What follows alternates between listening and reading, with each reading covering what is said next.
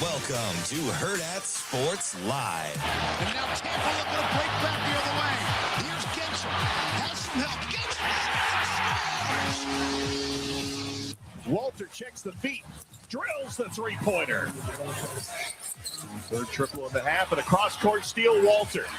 Walter against Struce, bumps him off and takes it right to the rack for the slam. Give and go. Kane had it erased by Stewart. Thompson rushing ahead. Cunningham. Bottom. Drives one out to deep left center. This ball is crushed into the gap. And it's out of here. Brady house a grand slam here in the fourth. And the Nats have busted it open big time. It's 9-1. Yeah, boys. Yeah. Nelson draws it towards the gap.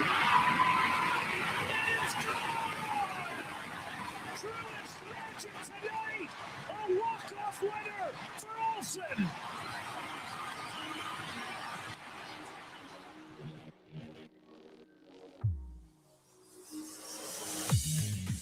Good morning. It's Hurrdat Sports.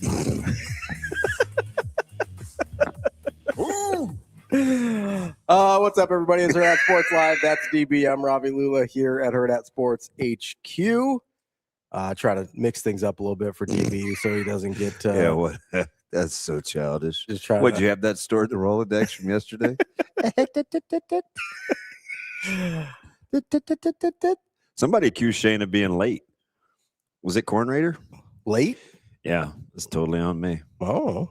Shane said, "Yeah, about a minute." I was like, "Hey man, I'm gonna wash my hands. I don't know when we're coming on air, but Yeah, I like how he does that as if it makes any difference.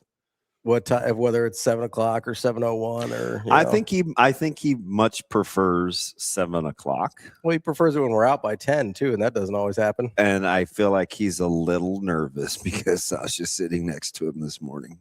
Yeah, Sasha knows He's that. not the same. He's just naturally a little more squirrely with Suave, but it's like Sasha, and he's like, "Oh, wet bed." I mean, Sasha knows as much as knows as much. Do you as flip your are you a mattress flipper, Shane? You're supposed to. Shane probably hasn't flipped his. You've been in your humble abode, Shane, for about what? 11 years? For a minute. Yeah. You flipped your mattress ever? Oh, yeah. Do you have a full-size bed? I have a queen-size bed. You have a queen? Yeah. Oh, my God. How do you get out? It's on the floor. Do you have a step? Do you have a stool? No. I didn't know they made race car beds that big. Shane, you have a queen-size bed? Yeah, I have a queen-size NASCAR bed. I mean, come on. Is it Tony Stewart? Is that your guy? Or no, you're an Earnhardt guy, old Earnhart, right? Mark Martin. Mark Martin. Shane, you having a queen-size bed likens the equivalent to like me having a 124-ounce mug. Seems like overkill. What are you doing there? Like Sleep. sprints? That's amazing. I thought for sure he would be like just a full-size bed guy. Yeah, I mean that thing had twin written all over it. It's a twin. No, it's I think twins twin are smaller. then full. Yeah, twins are smaller. Twin is like a dorm room bed, right? I think dorm room beds are full as usually. Maybe. I don't know. It depends on the dorm, I guess. Good for you, Shane. Did you invest in a good mattress? Remember, we had a colleague that took 8 months to find a mattress. Yeah, that's pretty good. Which Yeah. one was that? Chirpy. Yeah. Like he's 8 months is aggressive. I mean, I'm all for investing in a good mattress. and he's fairly frugal. But 8 months is so he was like waiting for a sale on the mattress he wanted. Yeah, I think, and he was taking like recommendations. Mm. I'm gonna need you to take another bite while that's warm. It's gonna All right. really aggravate me. I'm You can. I'm gonna put the mic up if you want to Yeah, talk. that's fine. Shane, I have one more question. So I had lunch with my friend AA Ron yesterday. Are you intentionally funny or accidentally funny? What do you Oh, mean? yeah, eat that. Yeah, what are you doing? Eat that. That is, yeah, eat that. Are you intentionally funny or accidentally funny? I don't know. What, I mean, why does he you think know I'm how fu- Sipple Does is he like. think I'm funny? Yes. Do you know how Sipple's made a career out of seeming dumb, but he's really not? Do you do that? I don't know. You're not even good at this. Like it. I just Don't mealy mouth me. you can't even do this right. I mean, Jiminy Christmas. Wow. That's fine. That's how you know it's on accident. Yeah. So what do we think? And I'm going to need you to be perfectly honest, and I'll tell you exactly what I did. Okay. Jeez, man, we got baby teeth. Chew that thing. You remind me of Zoe. Well, Friggin', you know how to do this. Swallow. I had a conversation with, I'm not as experienced as some people here, but that's neither here nor there. I had a conversation with Natasha at one point, AKA Natalia. but that apparently I don't chew my food enough. Oh. Because like I get hiccups a lot when I eat. Yeah. And she's like, yeah, it's because you're like my dogs. you don't chew your food enough. She's like, you should chew your food like I don't know 15 to 20 times before you swallow it. I'm like, you're 15 like to 20? Yeah, you're like the smunchy faced dogs. I'm like, no, I chew it until it's small enough to swallow it, and then I swallow it. And she's like, no, chewing is like an important part of the digestive process, whatever. And I'm like, oh, okay. So Well, I bet she's a treat.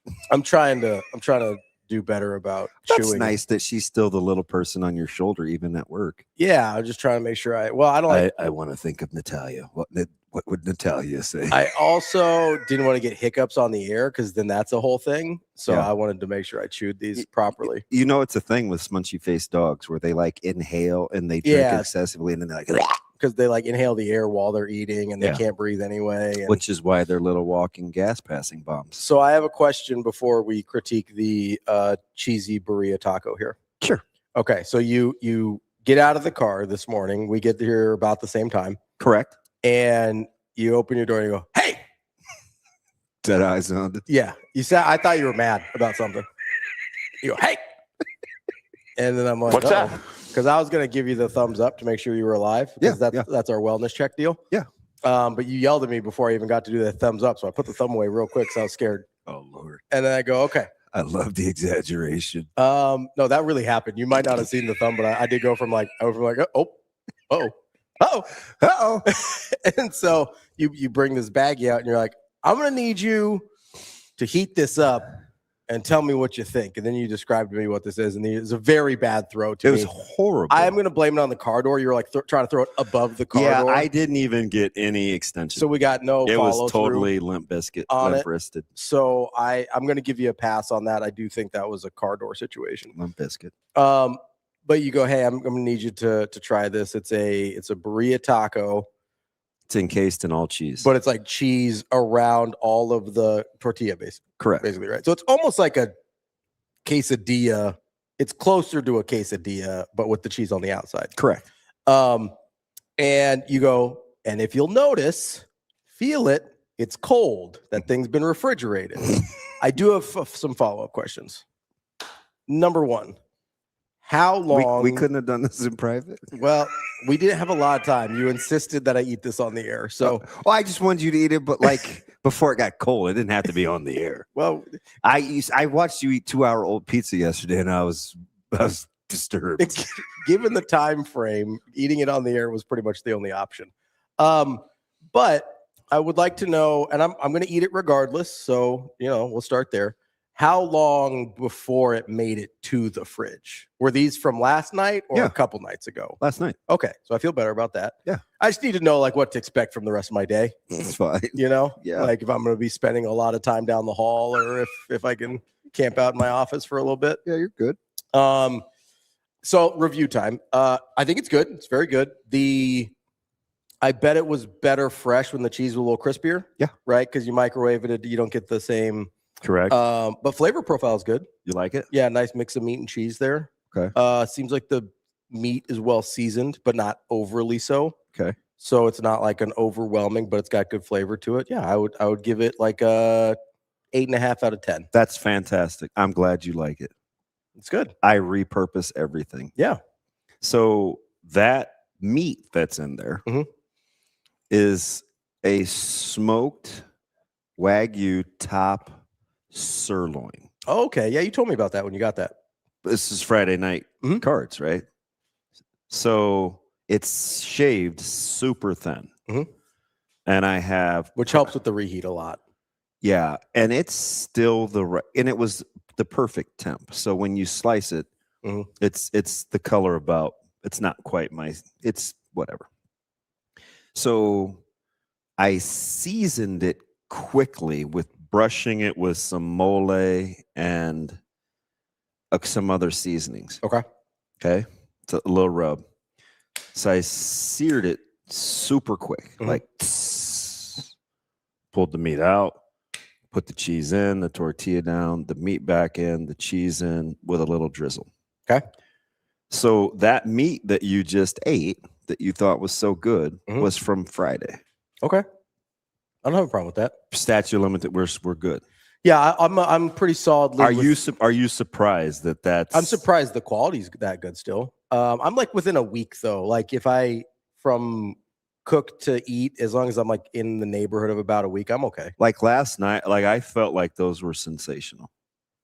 Yeah, no, it's very good. Like I said, I'm getting it in the microwave, so I'm kind of. I would have put it in foil and put it in the oven on 225. Yeah, that wasn't an option here. I don't. Sash, do we have an oven? I like our little kitchen. Yeah, there's not an oven as far as I'm aware. That's a nice little. You kitchen. couldn't hear me, but I legit said, "Well, we don't have an oven here." So I was gonna say, did you yell it like you yelled that he was an a-hole the other day? well, Which was unbelievable. Did you feel like that was a little aggressive in the hallway, or did you feel like that was warranted? no, saying it loud enough that he could hear I was displeased with him dying on that hill. But by the way, It's hard being right sometimes, Sasha. I don't know what to tell you. before we do this, Action Jackson, aka Jimmy Neutron, aka AJ, can you hear me? Yes. Okay, so I'm just gonna say, like, the parking job isn't horrible, but it's not good. So I brought Shane over to vouch for me. I parked dab smack in the middle of the lines, but because you're kind of like cockeyed Joe, it's very uncomfortable for me to get out. That wasn't his car. I don't. Me? Are That you wasn't to my? his. Who's to my left? That was not him. Oh, that was just left. I think that was just a. I think that was a rando car. That's crazy to blame me for your issues.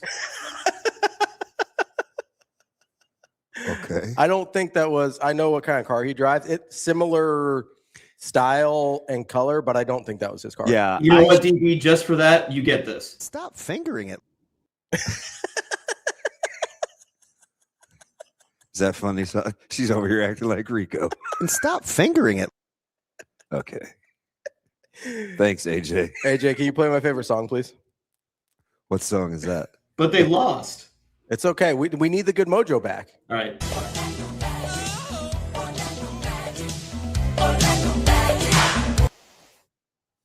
We've become very big Orlando Magic fans in the office lately. Yeah, it's. I think more teams need theme songs. Oh, do you? Yes, I would like it if every team had a theme song that they played and posted on social media when they win. Yeah, I think you're stupid. I think that I have theme songs for everybody, and they should. You listen. Everybody needs. Do you know anything about Shaft? I am familiar that Knock it off, Action Jackson. I mean, why do you even say these things? Do you know? Do you know? No, I know that you need to grow the flip up. That's all I know. Do you know? It's crazy to use grow and shaft in the same sentence.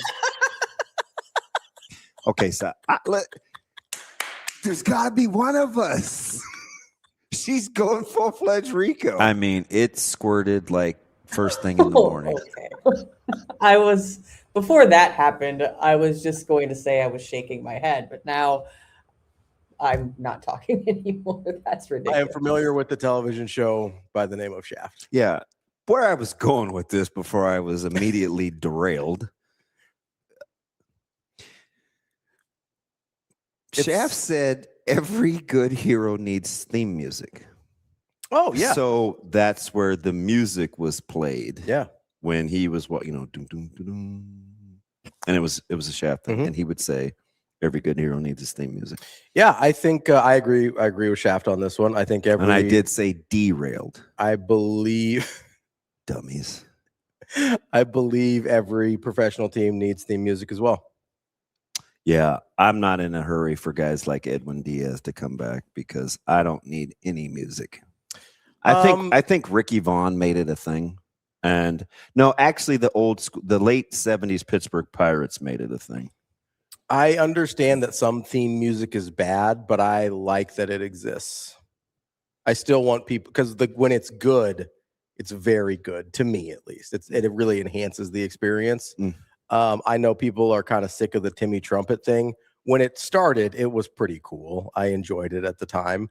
Were you a big Edwin Diaz guy? No, it's just kind of it's the vibe of the song matching the moment, right? So even if I don't care about Edwin Diaz, even if I don't care about Timmy Trumpet, like because I don't know, I wasn't like a big Inner Sandman thing with Mariano Rivera. Like that was actually pretty cool. It was. I mean, did you watch the draft and hear Styx? Pittsburgh? Yeah. Like, Come Sail Away. I'm a big Come Sail Away guy. Good song. No. That's Styx. No. Oh, okay. We're talking about something else. You got a fast car. Thought we talking about Shaft still. And anyway, did you stay up for the Lakers Rockets Yeah, as I'm watching the Marlins beat the Dodgers? I'm a little stunned. Marlins are actually not. Marlins are pretty good. I don't know if their pitching's going to hold up, but I'm not going to lie to you. I haven't locked in on a lot of Marlins games this year. Well, they were playing the Dodgers. No, I get it. I'm just saying, like, I don't accidentally watch the Marlins ever because I thought you were mad because you only scored the 1 run last night. That's one over the course of 2 days, so I'm excited about that. Well, we got shut out last night in a very riveting hockey match, and listen. I didn't talk to Bella the rest of the night. She acted like she had to go to the bathroom. I'm watching Pittsburgh play like the ice is tilted. I'm like, they're going to score any millisecond. I open the back door to let this little stinker go out. I come back and it's 1-0 and the Flyers are celebrating. I was like, damn this dog. I closed the door. She stayed out there another 12 minutes. You know it's not Bella's fault they scored, right? No, it's Bella's fault. Oh, Can I pet that dog? okay. Shut up, Shane. Like, it was not a good night last night. We got a text from Lakers. Sasha late. She goes, I'm going to need a minute in the morning. And I was like, this is after we hadn't responded. Oh, yeah, you thought we were in trouble. Yeah, we hadn't responded to a question from her earlier. And it was just, she called me and I answered. Yeah, so I was not privy to any of that. I was just sitting there and I was like, I think I was still out with the crew having margaritas. So that I told you're a bad afternoon friend. Hold on. You didn't call me yesterday. I am 100% sure I probably didn't call you, but I'm sure I reached out. Yeah, but I respond eventually. Yeah, I don't know. Where's the foul? Yeah. Oh, hold on. It was only an hour and a half delay. That's a long time. It was a 90-minute delay. I asked you a very pertinent question.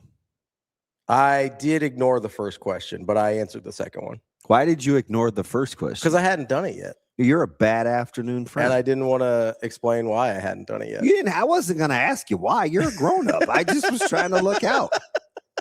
I thought you were going to be like, how come you haven't done that yet? And I was like, that was cool. I don't want to explain.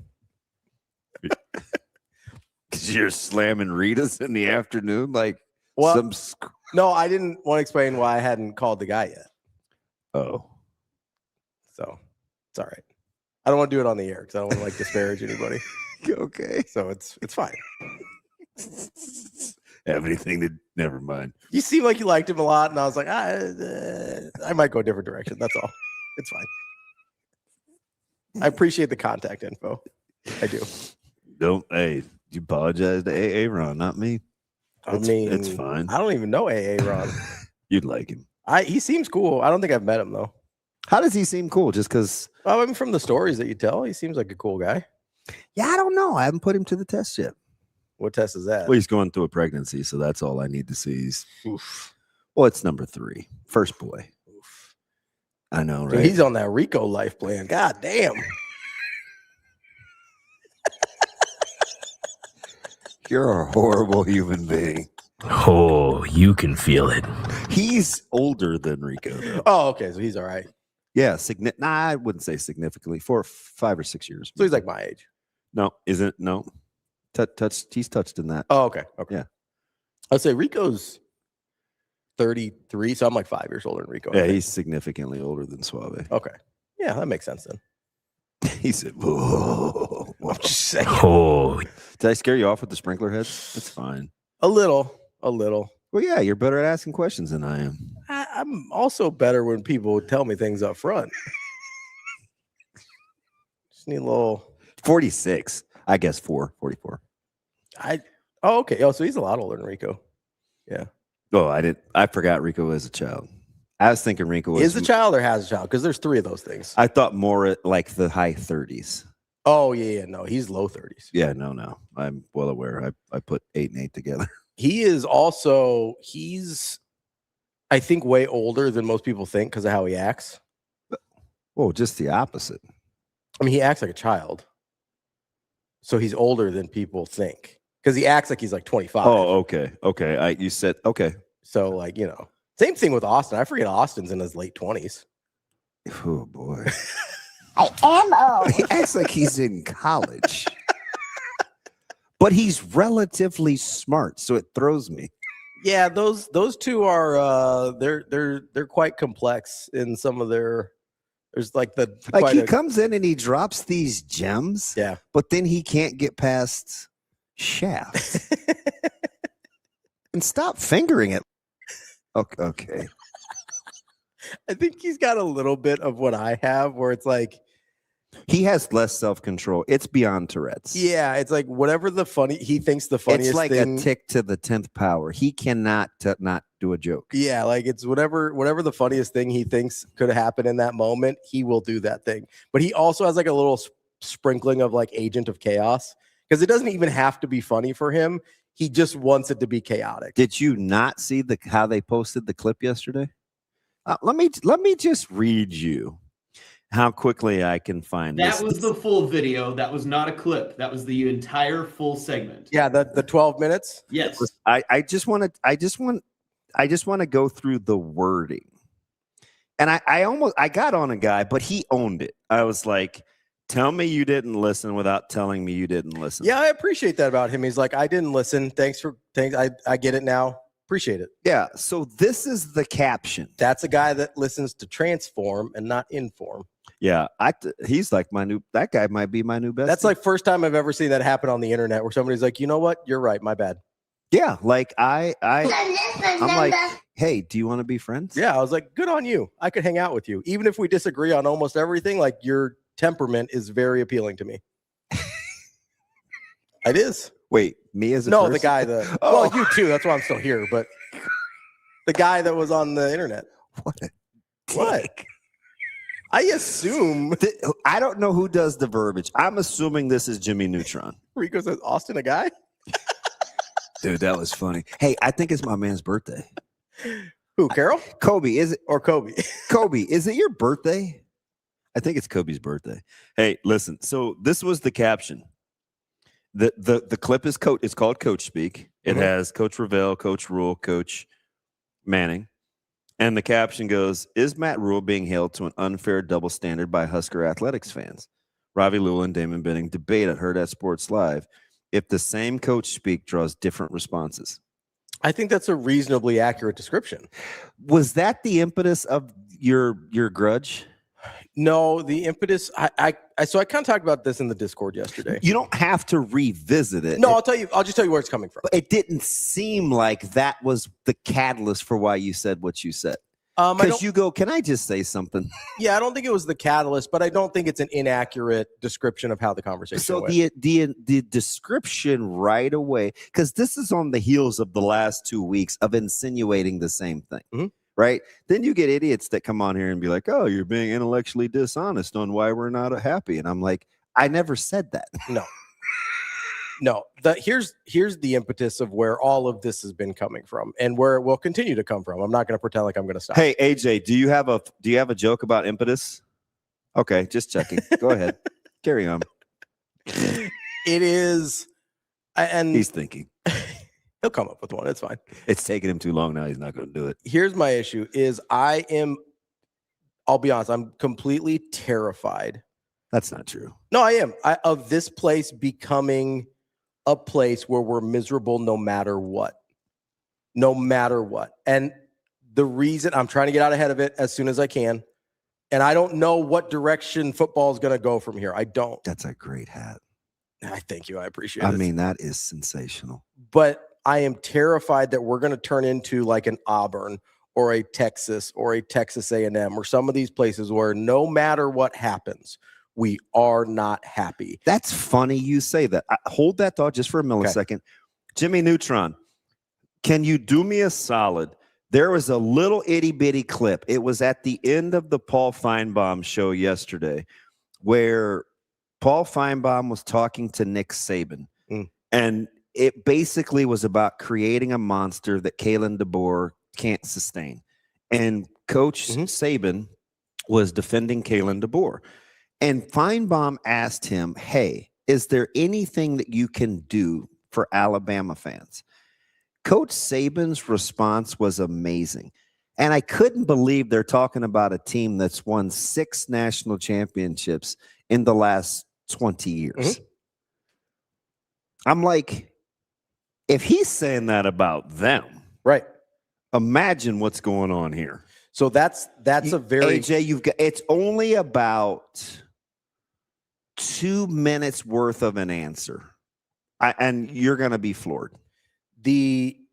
I didn't hear that, but I know because you were too busy knee deep in fruity drinks. Listen, love a margarita. Also found out that Caden from our team, real cool. I like that kid. Can he drink? Yeah, we checked IDs.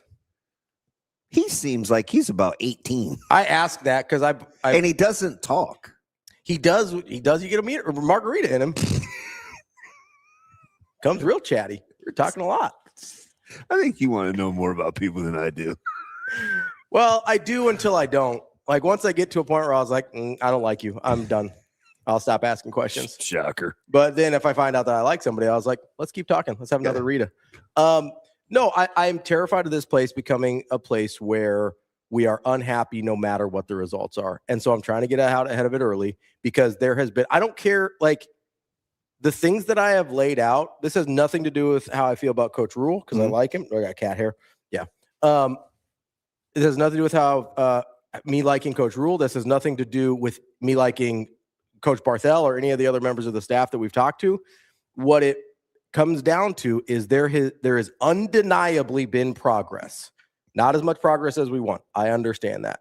But there is no metric in which you can say that Nebraska is not better now than they were 5 years ago. Zero metrics. Maybe you're like, oh, well, they had more guys drafted. Maybe I don't care. Like that's not wins and losses. Because anytime we bring up something like that, they're like, well, you just still got to win. Because if Nebraska had gotten 4 guys drafted this year, let's say all the guys that I think might make a roster, Emmett, Deshaun, Sierre, Henry Lutovsky. Let's say all 4 of those guys make a roster.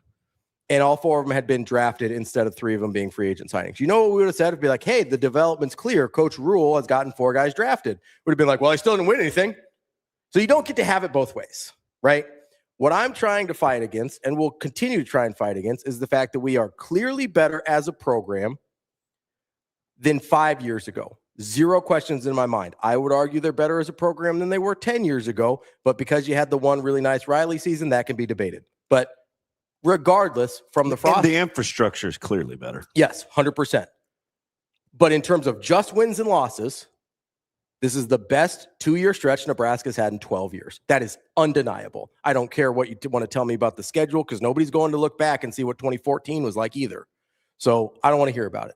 The best 2-year stretch of football Nebraska's had in 12 years. That is a fact. And we are still already so miserable that I'm afraid we're going to get to the point that no matter what happens over the next couple of years, we will be miserable no matter what because we've just decided we don't like it, which is fine. If you want to be honest enough with me, just be like, hey, I don't like Rule. I'm out. That's fine. But don't give me draft pick nonsense. Don't give me there hasn't been enough progress nonsense. Don't give me the assistant coaches and whatever nonsense about like, well, he hasn't been able to hire anybody and he's got whatever. We didn't like Tony White, then we love Tony White. Tony White leaves. We hate Tony White again. Like, make up your mind. If you don't like Coach Rule, it's fine. Just say it out loud and say that's the reason, right? Because Nebraska is undeniably in the best place it's been in a decade. That is not a question. If you just want to tell me you don't like Coach Rule, I disagree. That's fine, but that's your opinion. Be honest about it with me. I don't want to get to a place, and this is what I've been trying to fight against basically all offseason, that 9 wins won't be good enough. 8 wins next year. Because that's why I keep laying the groundwork, right? People are like, lucky to make a bowl game next year, right? How many times have we heard that? They'll be lucky to make a bowl game next year. So let's say they make a bowl game next year. It'll be like, oh, well, they slid back to 6 wins. Or let's say they win 7 or 8 games next year. It'll be like, oh, well, still slow progress, not enough. They got lucky here. That team was worse than we thought, whatever. This is a place where, generally speaking, I don't think people have chosen to be miserable about the football program. And I feel like we're careening towards that. And I don't know if I can make a difference, but I'm going to try because I don't want to be in a place. I don't want to cover a football program. I don't want to live day to day where people just decide to be miserable no matter what. And Nebraska football is too big a part of our culture to ignore that. Shelly, you said for the money that we're spending for the head coach, how much do you think we should spend? Should we only be paying what do we mean? Should we get like a $3 million head coach? And then we complain about that, right? We talked about this before. We complained when we got Riley because he was a discount coach, right? We go, oh, man, we didn't want to pony up. And we weren't paying assistants enough. I remember, listen, I just wanted, I know, but I like to make sure we're talking about the same thing. We were there. We were both there watching as the conversation in the coaching search went from Rule to guys like Leipold and Kleiman and Monken at Army. And we're like, what, are we too cheap to get a real coach? That conversation happened, right?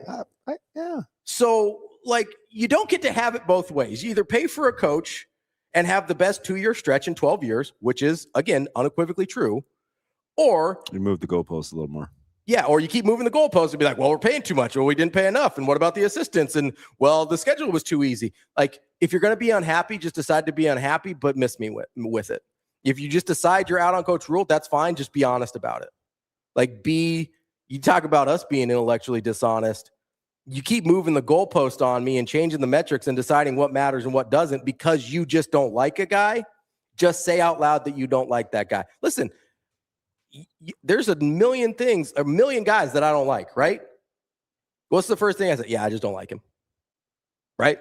For whatever reason, I don't love Mick Cronin. He doesn't bother me as much as Dan Hurley, probably because I don't have to deal with him most of the time, right? I'm not saying he's a better dude. He's definitely not a better coach. Mick Cronin bothers me less than Dan Hurley. I just don't like Dan Hurley. But you got to be able to say that out loud, right? The reason you started liking me when we started doing shows together is because I was just like, yeah, I just don't think Frost can do that. It wasn't like, well, it's because of this metric and that metric and this is the results and that's results. It's like I tried to talk you out of it. You did. And I was like, from everything that I've heard from him, and I never I wasn't really in the media at that point, so I didn't get to interact with him or anything like that. It was just all public statements. I was like, I don't think that guy's got the emotional wherewithal to get where he needs to go.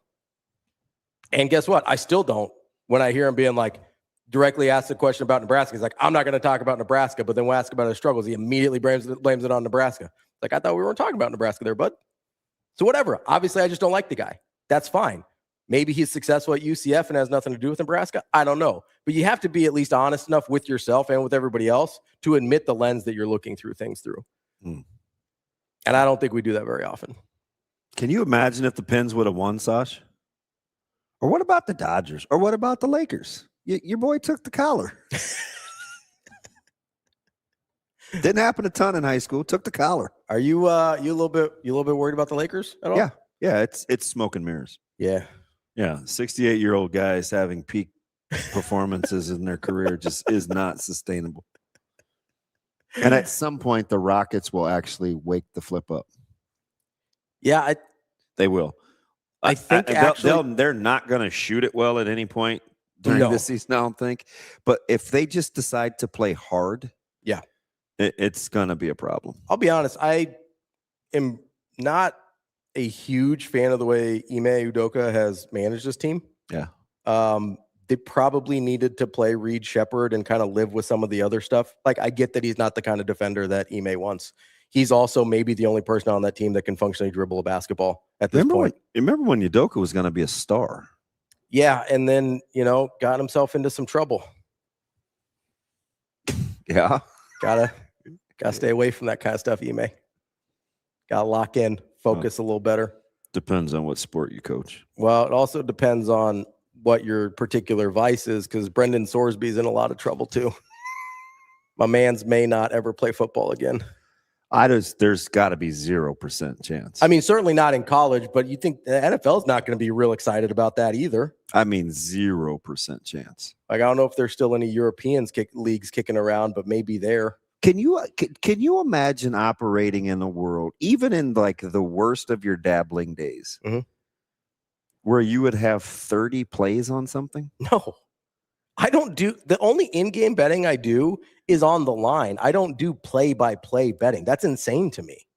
Like, actually insane. You know what's funny? How does a guy that was making that much money allegedly do like 75? I thought it had to be in dollar increments. No, that's how you know he's addicted. There is zero upside for him there, even financially. Like 75 cents can't be right, can it? I think it is when you're talking about the number of bets that he's doing. No, 75 cents I know. on something. That's how I know he's got a problem. Can you even type that in? I think so. I think there are certain apps you can bet basically as little as you want. Wow. There is, but that's how you know that he's actually got a real like addiction problem, because there was no financial upside for him, even in the immediate, right? Not even long term. I mean, he's only betting like 75 cents, $1, $2 on these bets, right? So zero financial upside for him compared to what he already makes. Zero long-term upside for him in terms of his career. And literally only problems could have occurred with this behavior. That's the only, like, there is no upside for him at all. That's when I look at someone and I go, oh, that's actually an addict. So what's the pitch clock? 20 seconds? Is it 20 or 25? 30, I think, is it not 30? You think I would know. I thought it was 30, but that might be college, or it might be minors. I'm not sure. So, I mean, you got to be locked. Yeah, that means you're literally just sitting there on your phone, betting every pitch. Like locked. Because you have to type in the amount, hit send, it has to take, and it has to have it has to be readily available. It's probably going as soon as he gets the last pitch bet in. Can't be that fast. He's doing the next one. Who's maybe he's doing like every other pitch. I don't know. Yeah, it gotta be. But anyway, it's too fat. But that's my point. Like, the dude has to actually be an addict, because there is zero logical explanation for that behavior. Let me ask you something. We talked about being good stewards, right? What you're good with a little, you'd be good with a lot. Do you think if you asked him and he's telling his 17-year-old self, in 6 years, I'm going to, in essence, make over $4 million a year. Do you think he changes, or it just intensifies? I think if you have that kind of problem, not to go all biblical on you, because I know you get mad about that, but no, I don't get mad. Depends on how you use it. I don't have a problem with analogies. Just trying to talk you off the ledge yesterday off air. It was not going well. I think that's a thing where if you've got a problem, you've got a problem. Like, maybe if you could get to him before he ever started, but my guess is he's the same kind of guy. Like, we did this in high school. Like, I hope statute of limitations is passed, but like, we'd have guys that would run March Madness pools in high school and stuff like that. Like, and if that was a problem for him, then he had probably done something by that point to like get the taste. And for me, it was like, oh, I can't wait till next year for the March Madness pool. And for guys that have a problem, it was like, what's the next immediate thing I can bet on? Right? Like, they get some sort of rush out of that I don't particularly understand. And who's telling? It's definitely, it's got to be Cincinnati. It has to be. There's no reporting on this except for the fact that Cincinnati apparently knew. It's got to be, hey, you should have given us our $1 million back. You're not paying your buyout. Good luck ever playing football again. Which seems like a pretty aggressive escalation, but that's the only thing that makes sense to me. Oh, that's tough. It almost has to be. And like, I'm guessing it was like a rogue staffer or something like that. I don't think the AD's like, bring the hammer. Like, you know what I mean? I'm guessing it was somebody like on the football staff or a GA or someone that knew. And so at least the guys in Iowa weren't doing it in their name. So Sorsby's just got to be all over slips. That's what. Yeah, like it sounds like it was an app on his phone. He's probably logged. Multiple apps. Yeah, like he's probably logged in under his either name or email or whatever. No, trust me, Daniel. I know. Logic doesn't counter addiction. That's why I think he's actually addicted, because there is no logic here. Do you think it's good to see Daniel talking to us? He didn't see me throw him on the floor yesterday. I think he did, because he messaged me on Twitter and he goes, you know that he showed his wife the clip of me going, Daniel. Oh, Daniel. And his wife goes, hey, that's how I talk to you. Hey, I believe her. Do you know her? I don't. Oh, yeah. I think I've only met him. I don't think he's ever brought her to a show. Listen, she got some Natasha in her. I go, hey, that's a smart lady. AKA Natalia. She'll bristle up. Don't let the multicolored hair fool you. I don't think I've ever even seen her. Get your wrist slit. He's brought her to breakfast. Has he? Oh, maybe I have then. She probably just chilled. Let him probably Daniel. Yeah, you did sign. What did he say that made you mad? I don't even remember. It was one of your philosophical rants. It happens. Let's take happy birthday, Kobe. You mean-spirited 28-year-old you. When do you have to go to work? That's what I want to know. Just shoot out there to the old. Mike was at Westside this morning. My coach pulled up in a Tacoma. I can't get away from Kobe. Tacoma's everywhere. Man, it was a pretty truck though. It was a pretty truck. Let's take a quick break. Listen, I'm with you, Josh. That's a fair point. He says, I wish more grace. I am so with you, because I hate, and you don't like this argument, but I hate when people take it. It's like when you get a player or a young guy for an interview and you get him to spill the beans because you could take advantage of what you want him to say. Yeah. That's how I feel sports gambling does little guys. Young guys. Guys. No, I'm with you on the grace thing. I wouldn't argue with that. Let's take a quick break. That's DBM Ravi Lulla. Let's hear that Sports Live.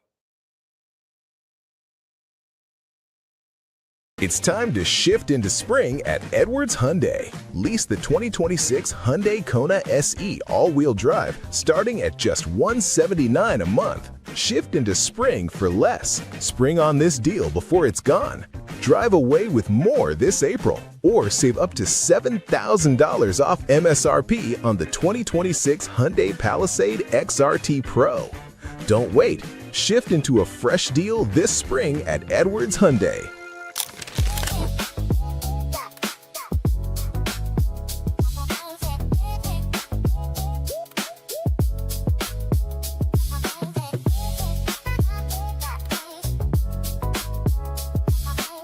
I honestly love Lainey because I'm a libero myself, so she's great. So she's a great player. Of course, Andy Jackson's from Colorado, so you got to love that. But just watching great volleyball, so it'll be one of those things where you watch both sides of the net and enjoy it. Andy Jackson. There you go. Mine's Bergen Riley, so. Okay. I mean, they're all great. I can't, you name them all, Andy Jackson and Harper, and you can rattle them all off, but they're all our favorites. They really are. Honestly, I love all of them. I mean, Andy Jackson's awesome. I love Lainey. They're all awesome players.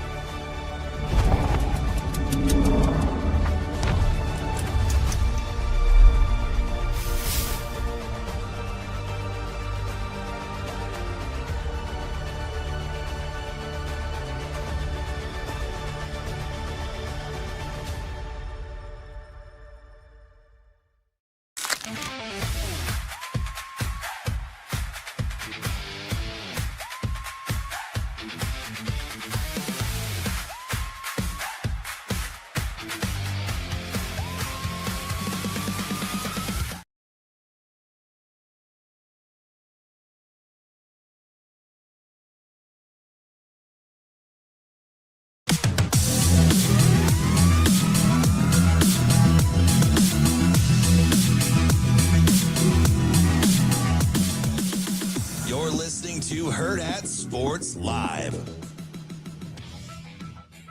Welcome back, Hurrdat Sports Live. That's DB. I'm Ravi Lulla here at Hurrdat Sports HQ.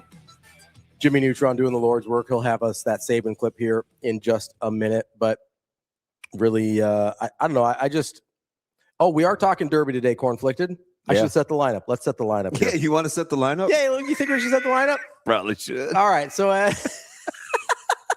at 8:45, we got our guy Brian Edwards from Major Wager. At 9, it's Michael Bruntz from Husker 24/7. And then everybody's favorite at 9:40, our guy, the Big A, Anthony Stabile.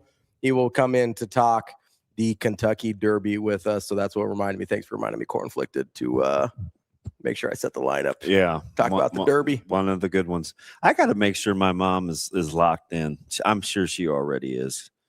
Even though I'm kind of rooting. Even though sometimes I feel like I embarrass her. Yes. Have you? I love my horses.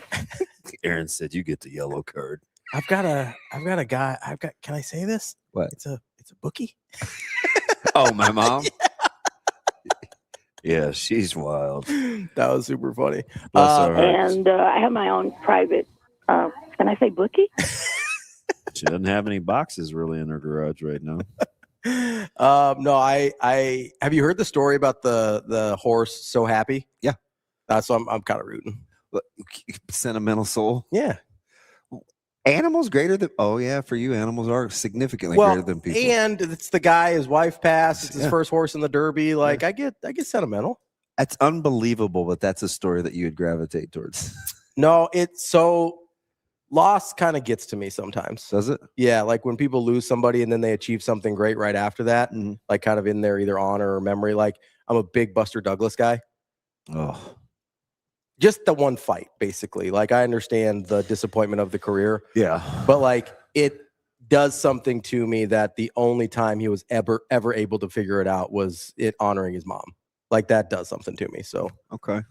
All in on Buster Douglas, all out on LaFraud James. Yeah, he's fine. His mom's still around. Yeah. Yeah. I was gonna say something that's super. Don't need to talk about Delonte West today. Speaking of which, that interview you keep sending me, Michael Beasley's giving me some Delonte West vibes and like his appearance. Like he's looking a little gaunt. Yeah, like I'm concerned. Michael Beasley clearly is on some substance, but he drops some absolute gems. So that's the weirdest part of this, right? Is he looks terrible. Like he looks like he's in a very bad way. Excuse me. A little burrito taco. Did you change the rating? 8.5? We going up? Again, it's 8.5 right now. Fresh, it's probably close to a 10. Like it's very, very good. I'm for hire. 4, 6, 8, 12. Can I ask some questions? Well, listen, I just wanted to know what I was getting into, right? You're not going to be sick. I've eaten at your house before. I don't care. It's fine. One of your favorite things you had at my house. Oh, yeah, the corned beef burnt ends. I'm still waiting on some more, though. It's been like 2 years now. Not that I'm keeping track. You keep telling me that they're coming, and I'm looking around. Like, are the burn ends in the room here with us? Where are they? Anywho, finish your point. What was I talking about? We were getting into Delonte West and Michael Beasley. Oh, yeah. So Michael Beasley, for as bad as he looks, and he looks like he's in a bad way. I'm not trying to be mean. He looks like he is struggling with something. And he looks like he's lost quite a bit of weight, and you can see it in his face. And it's not like he's got those sunken eyes and the cheeks, right? And it's not like he was a big guy before.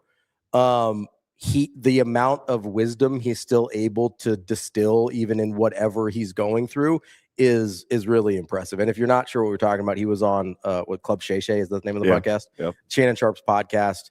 And it's the longest I've ever heard Shannon Sharp not speak, which was a big win for me in terms of listening to that podcast.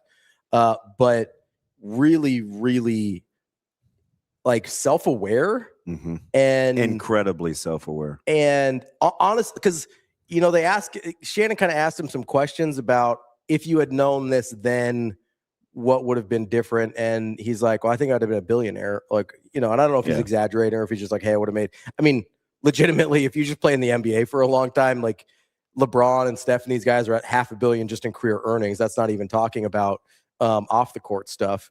And so like it's not as crazy as it sounds on the face of it, but he also goes on to say pretty much immediately afterward, but I never would have gotten to the point where I learned these things unless I went through all of that before. Just super self-aware, and I hope he is doing better than he looks, because I am a little concerned about like his well-being in that moment. Yeah, he is. He's. I don't know. It was. I don't know. It's pretty moving. It is. He was really, really good. You want to know another thing I have a soft spot for? What's that? Guys that mental health. Yeah, mental health. That's a huge one for me. And then, like, guys that were supposed to make it. He clearly feels like he was taken advantage of. Yeah, absolutely. Like he knew nothing. Yes, which makes sense. He was 19. It was even before that. Remember, he was talking about. Yes, yeah. You know, Derrick Rose and these guys were getting like thousands upon thousands in AAU to go play in these teams. And they were like taking care of his family. And he said he was watching his mom struggle. And he said they were at the McDonald's All-Star game and they were talking about, you know, what they did with their money and who gave them what. And he was like, wait a minute, how much were you getting? It's like that. He said, my guy gave me $1,000 and sent me on my way. And he said $1,000 when you're 14 is all the money in the world. Is all the money in the world. And I was like, that's how this starts. Yeah. You talk about predatory behavior. Absolutely. I mean, that's one of the issues I have with the AAU, and not everybody does it. I understand that, but there is a lot of predatory behavior in AAU basketball. It is honestly like pretty disgusting. Hey, you know what's interesting? We were talking about, you know, like circumstances and jobs. You brought up like Kansas and can you still win there, and blue bloods and what's a blue blood? Saban said something yesterday, and it's at the very beginning of the part that I was talking about what's a good job, right? Hey, Jimmy Neutron, is that clip ready? Yes. All right. Let me know if you agree with kind of how long is this in total, Neutron? It is like a minute and a half. The whole thing? Yes. Both of those put together, yeah. All right, let it rip. Well, I think that, you know, when I retired, 26 players left, and some really good players. So regardless of who was the coach, and I think Kalen has done a really good job. Obviously, other people recognize that. He had an opportunity to go to Michigan, and if, you know, Alabama wanted to keep him, they had to step up and do it. And it was the right thing, because we'd have lost our roster if he would have left. And I think he's done a good job.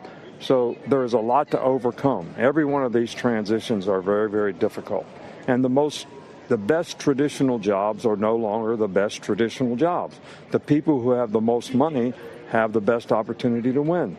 And that's the way it is. And I mean, so just because you have great tradition doesn't mean if you don't have the support to pay the players, other teams are going to do better than you. Yeah, well, I think what Alabama fans need to understand is they have a tremendous amount of passion, and I respect that, and they have high expectations, and I respect that. And I would never want to work someplace that didn't have high expectations. But I also think, you know, there's an element of support and positive energy that goes with having a successful program. That's what we always had with the fans, and that helped us tremendously in recruiting to get great players. And, you know, it helped us develop them because the players were excited to play in front of that kind of energy and enthusiasm. Does that surprise you? He could easily be one of those guys. Yeah. That takes the other side because he won. I also think he knows why he left when he did. And I appreciate that about him. I actually like Nick Saban quite a bit. I do too. I think he's really... I think he's, again, a thing that I like. I think he's pretty self-aware. I think he is pretty honest. And he's not going to come out and say it necessarily in those same words, but like, I think he is not trying to hide why he left college football at the moment that he did. I think it's pretty clear. You know, we saw it in some of the guys with basketball, where it's like Tony Bennett or Jay Wright, who were highly successful, like had won national championships and left when they did. I think he understood why he left. You don't think Saban... I don't know if I buy that narrative. What? I think Saban could have easily evolved. It's not that. I think he didn't have the energy to do it the way he had to now. that's the change. Like, I think he could have done it and could have continued to be really successful. I think he looked at the amount he would have had to invest physically, emotionally, energy-wise, and was like, I don't want to have to keep doing this. There's another part in that interview where he said, we were on the cutting edge. We had hired all these GAs and interns, and people thought that helped us win football games. Mm-hmm. He said, I'm telling you, that didn't really help us win football games. It helped me find more coaches, because when Kirby Smart and Jeremy Pruitt and Steve Sarkisian and Lane Kiffin he named off like five guys that started hiring guys from his staff. Isn't Jim McElwain one? He mentioned your boy in Florida, Billy Napier. Like, he said the list is enormous. He said he couldn't keep up. Yeah. He goes, that was the great misnomer, and because we would tell the stories from outside looking in. Oh, we need a 60-person staff, or we need to do like Alabama does, and this, that, and the other. And if he's being genuine, which I think he is, he's pretty forthright. He was talking about not having the ability to keep up with the supply and demand for his staff. And I was like, I'd never even thought of that. Yeah, no, I mean, he basically created his own pipeline of coaches. Yeah. Right? Rather than having to go out, deal with guys that he didn't know, figure things out, he did he grassrootsed it, more or less. I mean, which is funny to say at a place like Alabama, which is sort of a machine, is he went grassroots and just picked up all these GAs and advisors. And like, that's why a lot of these guys, that even the bigger name guys that came out of other places like Sarkisian and Kiffin came on as advisors first. I know. Or consultants, or whatever they're calling. I don't remember. Or analysts. Analysts, that's the word that I'm looking for. Like, it's really smart. Now, I would argue that ended up helping them win games. Maybe not that year, right? But it helped them sustain the winning because he could replace his coaches, right? So it may not have been like in 2009, we had 30 analysts and that's why we won. It's like, no, in 2009, we had 30 analysts and that's why we were still able to win in 2015. You know what I mean? Like, it prepared the way for them. Sort of like we were talking about in a different sense, but like with the infrastructure that Nebraska's been putting in behind the scenes since Coach Rule kind of got into place, where maybe that didn't help Nebraska win in 2023, but it gives them a shot in 2027, 2028. And maybe they win or maybe they don't, I don't know. But you have to do the work on the front end to give yourself a shot later down the road. Yeah. That's what it was for Nick Saban with the analysts and the GAs. It was and it's funny too, because he's gone round and round with Feinbaum, and he just doesn't. He still keeps it a buck. Yeah, I mean, like I said, I genuinely like Nick Saban. Like, I think he's obviously, I didn't like Alabama winning all the time, but I consider those two things independent. Yeah. I genuinely appreciate Nick Saban. I don't know. I sat in the car and listened. Yeah, that was and the other part of that clip, right? And we'll take a break here in a second, but the other part of that clip, when he's talking about what's a good job now versus what's a good job been historically, I don't even know. This was on the rundown for a long time. I don't even know if we ever got to it. It was, I think, when the Syracuse basketball job opened, because historically that's a good job, right? We consider it a good job. Yeah. And we did. We talked about the whole McNamara thing, right? Yeah. Yeah. And I keep coming back to this thing where I almost wonder if the only thing that matters in good job versus bad job now, not the only thing, but the biggest factor is just how much money are you willing to spend? Because before, and I still think I think alignment matters still, right? President, AD, head coach. I think expectations matter. But at the end of the day, as Saban said it, if you don't have the resources to compete, all of that other stuff isn't probably enough to get you over the top. It might get you to a certain point, but it's probably not. It's certainly not getting you where Alabama wants to go. I think the first thing that kind of got me there was, and Shane, I get it. We do got to take a break, but when Georgia has kind of put their foot down with expenses, with Kirby Smart, yeah. I mean, maybe it's not like we think. Maybe, or maybe it's shifting a little. Maybe if you're in a position like Georgia, you have a little bit more leeway. Oh, and I also think, Well, I don't think guys want to coach guys like that all the time. That's the number one thing, I think. That's why I asked that question of Coach Rule about guys that make decisions about money or because of money versus guys that need to be in the neighborhood and make decisions about other things. And again, I brought this up yesterday. He made a fair point about value versus worth and that being more of the equation. But if you're, I do think if you're Kirby Smart or guys like that, and you just don't want to have to coach mercenaries all the time. Mm-hmm.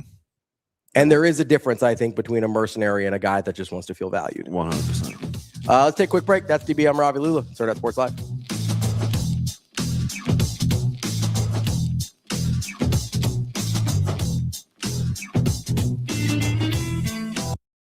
It's the declaration of deals at Edwards Jeep and Ram Village Point in Council Bluffs. Lease the 2026 Ram 1500 Bighorn 4x4. Returning lessees just $389 a month. Non-returning $449 a month. Zero down. Shift into spring with deals this good. Only at Edwards Jeep and Ram. Or lease the 2026 Jeep Wrangler Unlimited Sport S 4x4. Zero down. Returning lessees just $319 a month. Non-returning $369 a month. Don't wait. Declaration of deals won't last. Get to Edwards Jeep and Ram at Village Point in Council Bluffs today.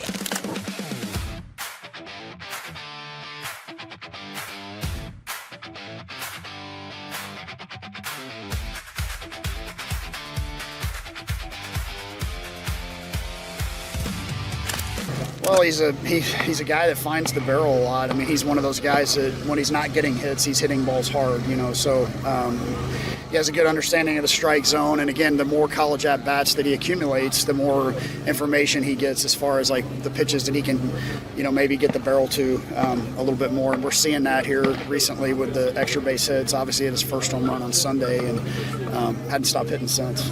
Yeah, it was awesome. The crowd was loud too, and you know, loved the energy in the ballpark, and thought our players really fed off of it. And again, it makes a huge difference when you're playing at home in front of a big crowd like this that's loud and boisterous. You know, that's hard for them to make that many pressure pitches when the crowd's on their feet.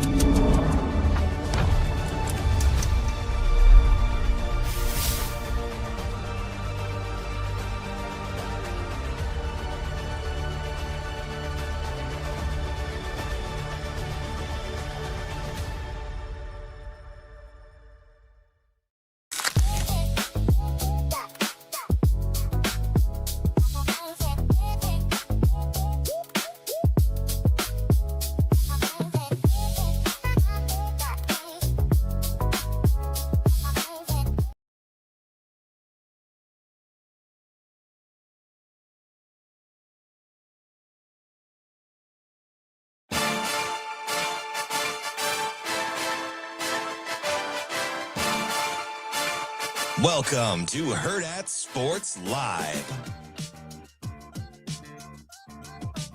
Welcome back, Hurrdat Sports Live, presented by Next Gen Male Medical. That's DB. I'm Ravi Lulla here at Hurrdat Sports HQ. Got a little time here this morning before our guest at 8:45, Brian Edwards. Hello, HQ. I feel like I'm getting some echo. Was it echo? Well, you had your volume on for a second, so that might have been. You were listening This to it. echo? Yeah. You were listening to it during the break, so that might have been it. Oh, Coach Bolt. Yeah. I finished our burrito taco over here. Very good. Thank you. We're sticking with the 8.5. But I do that's 8.5 now. Fresh, I believe it would have been much higher. No, I'm with you. It was very good.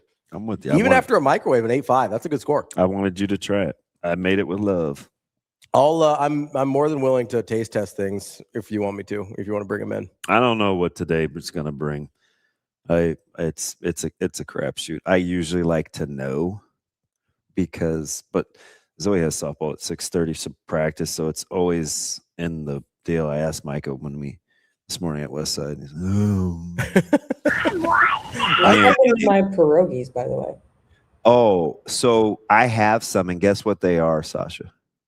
Vacuum sealed. Fantastic. They look so pretty. I was a little stunned that came in a plastic baggie and not a vacuum seal. Oh, I just did it last night. The pierogies, because I told her, I think that's top 5 or 6 things we do. Pierogies? Because the mashed potatoes to start with are incredible. They're basically just like dumplings, and it's right? homemade dough. It's like from scratch with a little crimper. Right. They're like basically like Eastern So they're European perfect dumplings. size. They're like, there's like a little press. Oh yeah. Yeah. I think that's Caleb's favorite side other than macaroni. I'm a big like dumplings, pot sticker, pierogies guy. Zoe used to be. She had a bad experience, and I can't get her back on them. On pot stickers? I do, BP. It starts with the drippings from the picanha.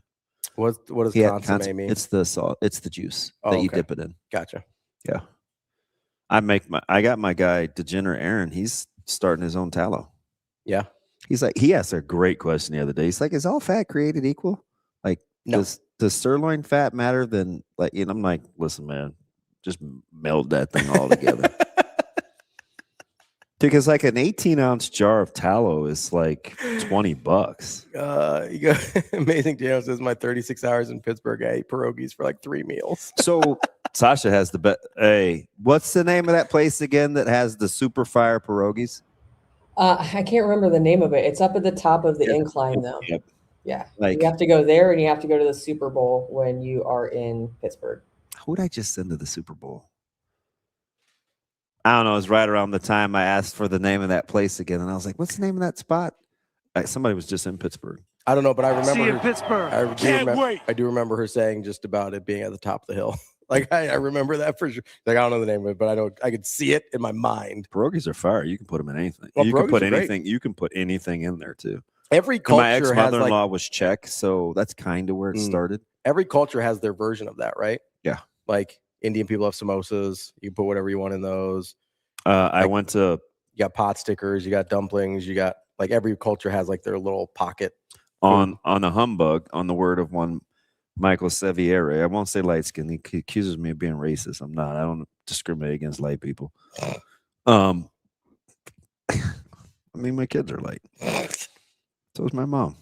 Anyway, one of these grocery stores, I have samosas that I bought that are supposed to be elite quality. Mm-hmm. Where'd you get them from? Do you know? A grocery store. Oh, okay.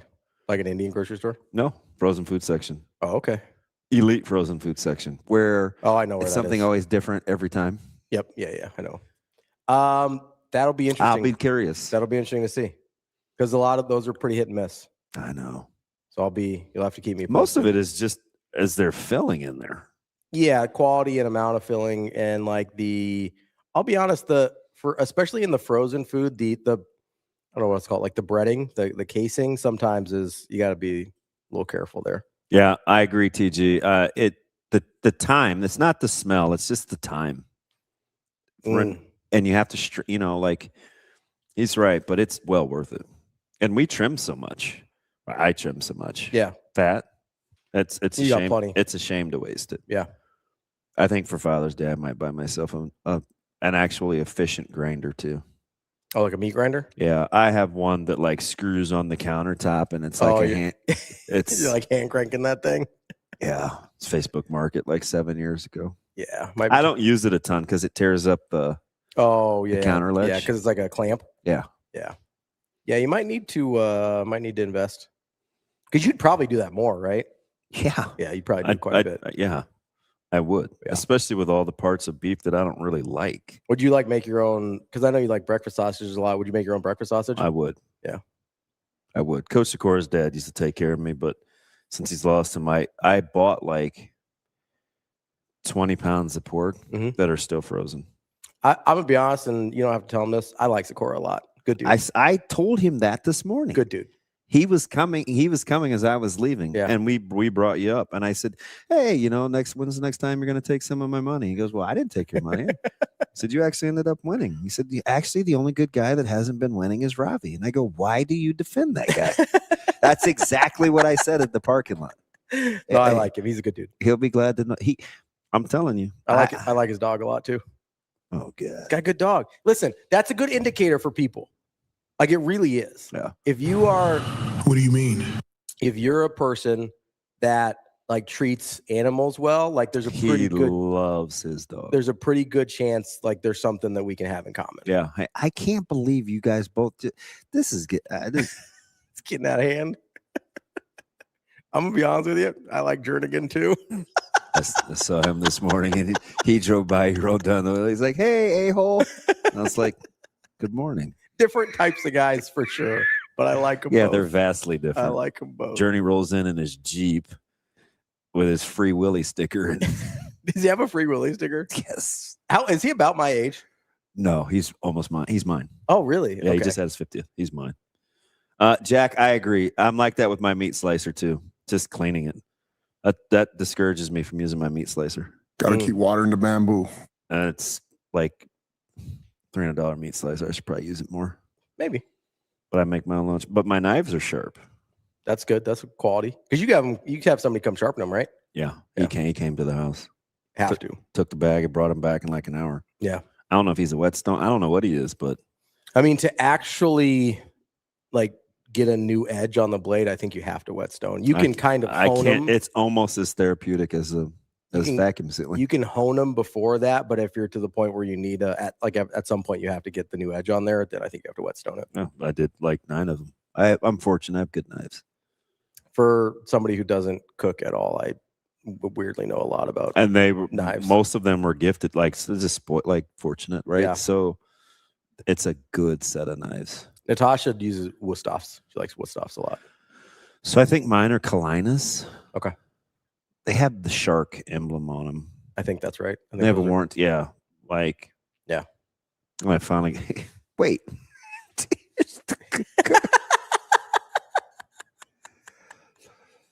Kobe, you can't see. He's funny. He is funny. Yeah. You kind of have to. I don't know what he did either. I think Austin said it was the kind of ruining it for everybody else. Like sometimes they spam the chat up for everyone. They spam the chat and they're just having kind of their own thing. And like sometimes it's okay, but if nobody else can kind of interact with the show, sometimes we're just like, hey, take a little time out. Yeah. Well, at least he's not afraid to at least tell us his name. Like some of these guys, man. Yeah, put your nose in the corner and think about what you did for a second. They come in under these fake names. They talk trash, and then it's like you never know who they are. And they're like, ooh, tough guy. So TK, I give. He says maybe Ravi is a serial killer enjoyer too, because I was talking about knives. I will say it's your wife that collects or likes knives, right? I mean, I know about them because she has them, right? Because she's a chef. But I will say, BP. That's why I rock with you. My name is Ben. Hey, Ben. Remember when I didn't think Juan was really Juan? Yeah. You thought Jose Bueno was fake too. Oh, he's like, no, I'm Joe Good. He's like, literally, my name is Jose Bueno, which is incredible. You thought Kobe was a fake name too. I did. You just don't think anybody tells their real name on here. Well, the advantage, so doing this for 20 some years. Yeah. Whether it's message boards or the job, like people, I'm accessible, I'm exposed. So you should always have the advantage. Yeah. Right? Like the other person should. Yeah. Yeah. Always. I'm talking to a fictitious name. Mm-hmm. And it's like people get their jollies out of that. And I'm like, put a name on it. You also have they also have the advantage of, and not like, I love our job. I think it's great. Like this is what I've wanted to do. I'm thrilled about it. But you also have the advantage if you're a commenter or a caller or whatever of cherry picking the things that you want to like kind of pick on versus like we're very overexposed in terms of the amount that we talk, right? Yeah. You know, so it's like you can pick on, be like, well, you said this one time. And it's like, yes, we have to speak a lot. That's the job. Some of it's going to be accurate. Some of it's going to be not as, well informed. It's not a big head unless it's a fat head. Does that exist anymore still? That company? I don't think so. You used to see the promos during sporting events. Yeah, they used to be a big deal. I have no idea. But I do have to ask you, I got to get back to this. Bruin Steve's rocking with he said Wusthoff's or Henkel's. I'm not as familiar with that one. Oh, the two brands that knives. I don't know what my sister has, but she has all the money. Yeah. Her knives have like a lifetime warranty. And I think she said she paid $2,500 for them. That doesn't surprise me. It depends on how big the set is, but that doesn't surprise me. You've got to be on crack. It doesn't surprise. It's kind of like golf clubs. Like you can get them way more expensive. But she is also the person that bought the Topo Chico. We're talking San Rafael. I'm sorry to interrupt, but I do need a recommendation for a good bread knife before I lose my mind. Big sourdough person, right? Yeah. I'll text Natasha right now. I love my knives. Henkel's fine for what you need. I mean, I think. I'll text Natasha right now. Sash? Do you guys ever use the Cutco knives, the ones that like you can send back in the mail to resharpen? No, I don't know if I would do that. I have not. I got it for Christmas like a couple of years ago from my mom before I moved to Omaha, and it's been awesome. Like I just send them back in the mail and they come back and they like just sharpen them for you and they send them back within like a week. Huh. I'm particular. Like I don't like serrated edges. I'm a smooth.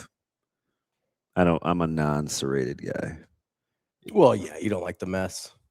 So yeah, it's just a rough cut. Like much smoother. I know what you're getting. I've never intentionally cut anybody, and I wouldn't be that wouldn't be my thing. I thought you said that would be your thing. You said you're not a guns guy. Nope, it's not personal enough. The cutting's not personal enough. It's fine. It's kind of It's kind of like wimpy. You want to kill somebody with your bare hands? And stop fingering it.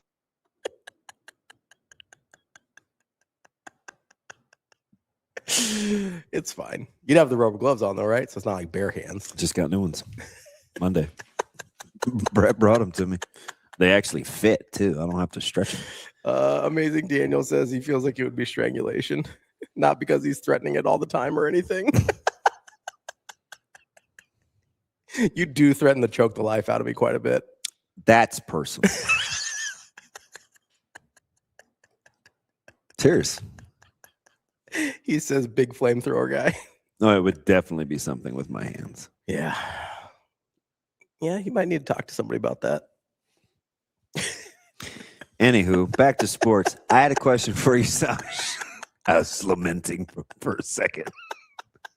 Snap out of it. Can't even use my goddamn finger right.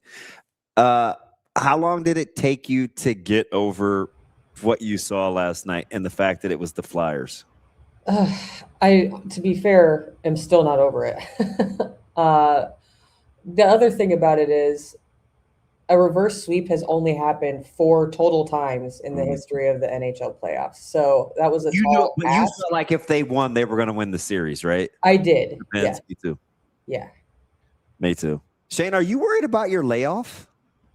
It's either they're going to heal or they're going to rot. So we will see.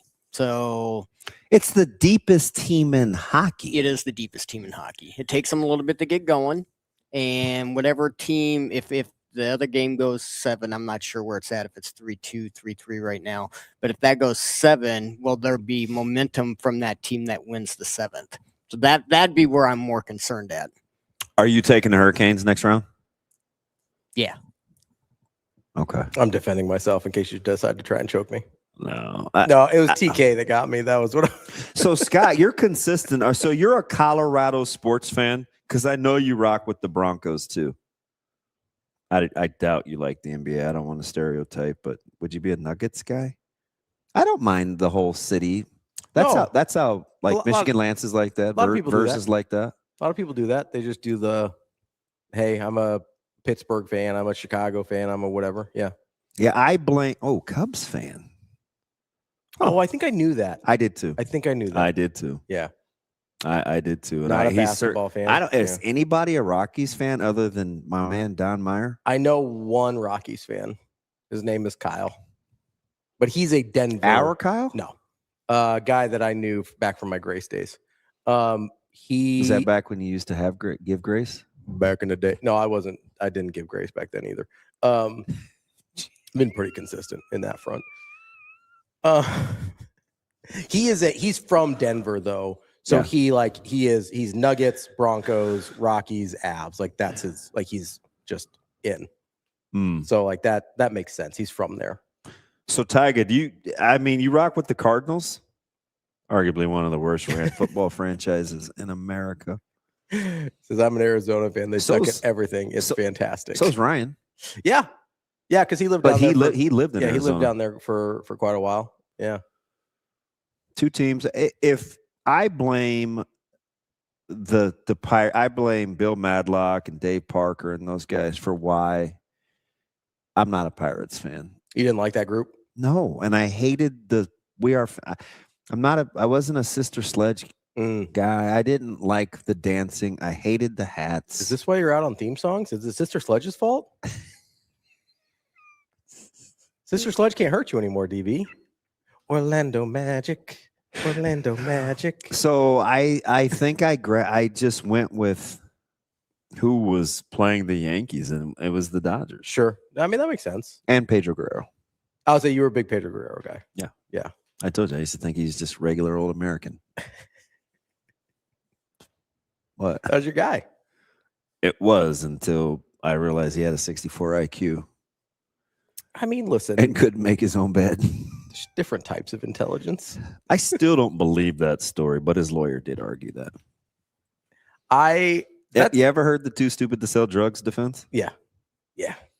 Yeah. I would that's how I became a Red Sox fan though. I really love Pedro Martinez. And so that's kind of random. No, it's not really, but it's You just caught the mania? No, so when I first started playing baseball, organized was in like 1999. So right after Pedro had gone to the Red Sox. And one of my coaches was like, and looking back, may have been a little racially tinged, not sure. I was the only brown kid on the team, but didn't bother me at the time, doesn't bother me now. Is he still with us? I think so. I haven't spoken to him in years, but he was like, "Oh, you're like our Pedro Martinez," and so I could just I was very flattered because I knew Pedro Martinez was good, and so I became a Red Sox fan. Were you good yet?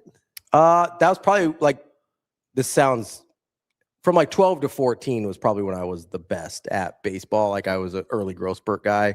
I was shaving at 12, so that helped. Big calves. But so it was from 12 to 14, I was pretty solid. He said racially tinged. Somebody brought that up to me a couple years ago when I told that story. They're like, "That seems a little racist," and I was like, "Oh, maybe. I don't know." I took it as a compliment, so that's cool. I wish, Sash, what do you think we got to do to get Ravi into hockey? I need people to talk hockey with. Can I tell you something embarrassing? You can come to my Tuesday night games. That'll for sure really get you into hockey. I've been to a couple. So I like the videos. Can I just tell you though, you know how pot committed she is? I told you about when I saw her at a restaurant in town. Mm-hmm. And she her and Brian, they took this weird detour. Mm-hmm. And I thought they went with the rest of the staff. And there was this other little hidden room. Mm-hmm. And Nebraska basketball's on, wrestling's on. I think it's Big Tens. There's a lot going on. She's watching regular season hockey. It was Pens Bruins. Just the two of them. I was like, that's a fan. Yeah, that's awesome. That's a fan. So I enjoy. I don't know what it is because I do enjoy watching hockey. I like going to Omaha Mavericks hockey games. Those are a ton of fun, and really excited to get to go to some more next year as well. Obviously, the boss man is a big Omaha hockey fan as well. Yeah. I loved when I was. That's why I met Chancellor Lee. Really? Yeah. When I was a kid, I loved going to Lancers games. Like that was a big deal when I was a kid because they were good. They were like really good in like the late 90s. I don't know, like the NHL, I just have never felt like I have the bandwidth to follow it. Like I'll watch the playoffs because it's like I enjoy the like drama of it. And I love Olympic hockey. I just, for whatever reason, never like it just never has clicked for me in terms, and I think it's because I don't understand it enough. Sash, 3-2 Knights. Who you got?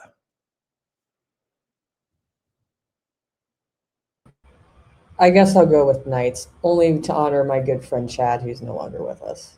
Otherwise, I wouldn't be picking Vegas. Oh shoot, Shane, 3-2 Montreal. You supporting your brother? Or you going with the Canadians? I mean, Tampa looked bad last night. They look beat up. So I'm gonna have to go with Montreal. 3-2 Minnesota. You got the Stars or Wild? I don't want either one. Wild, baby. Heat both of those teams. Who you got? It'll probably end up being the Wild. And a big one, I think, for the franchise, because much like the Pens, who have to see if they're going to bring the trio back, the Leafs are in trouble. They probably have to break that outfit up. What do you do with Edmonton? They're down 3-2 to the Ducks. What do you got? I'm gonna go with the Ducks. I mean, they've got the stats on some of the guys that are playing off the chain right now. So If Sash, you think if Edmonton goes out in the first round, you have to do something, right? Yeah. Immediately. It's a lot of good players to not be getting more bang for your puck. You should talk to Heath. Heath loves hockey. Big hockey guy. Oh, is he? Yeah, he's like his little dude too. Is like all into hockey. He like got the pads and everything. Dude, how does he afford it? He does pretty well. Oh, nice. Heath, what do? You hiring? Sorry, Tom, just looking at me like what a dick. No, but we might get him to come work with you. He invited us to a one of the parties at one of the tent parties at the CWS. You can come down and meet him. Okay. All right. Good dude. Heath is a you would like him. Yeah, he's one of those dudes that I surround myself that's a way better person than I am. It's like Heath and Evan and Tim. Like you'll like Heath. Oh, raising the floor. Or I'm lowering theirs. I'm not sure which, but one way or the other. Can we go through the series real quick before we talk to Brian Edwards basketball? Yes. Yeah. Are you taking who with Detroit? I'm gonna be honest. I think the Magic win. This one. I think. Is it just because you want to hear the music? 100%. Yeah. But I also think the Magic are a uniquely bad matchup for the Pistons. And I also don't think the Pistons are.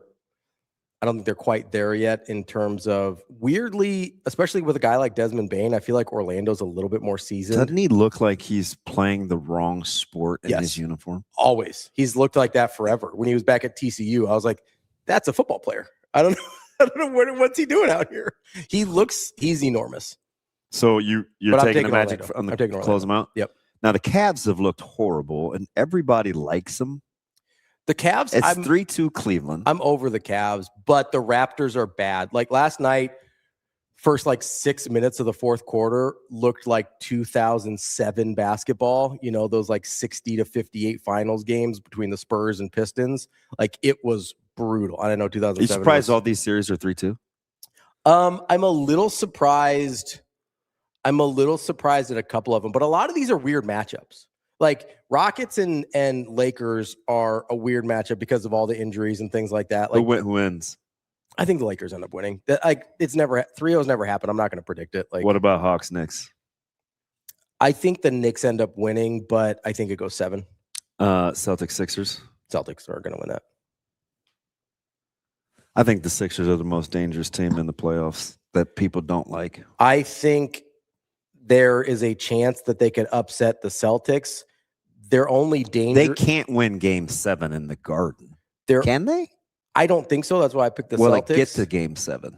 I think probably no. I can't trust. Closeout would be in Philly. I can't trust Embiid and Paul George in any sort of long-term. Did you hear him yesterday when he said, I know this is kind of out there, but when I'm playing, like I play hard and I'm trying to win.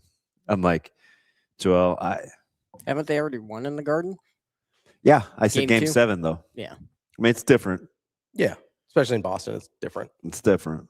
I don't. They blew him out. That sounds like a guy that's always like physically exhausted. It sounds like it takes so much out of him to play these games. Like I just can't trust it on a night-to-night basis. What happens? Even when he's healthy. It's 3-2 Minnesota. I don't even know who they're going to trot out there. So that's the man. I mean, you're going to get another lights out performance from Randall.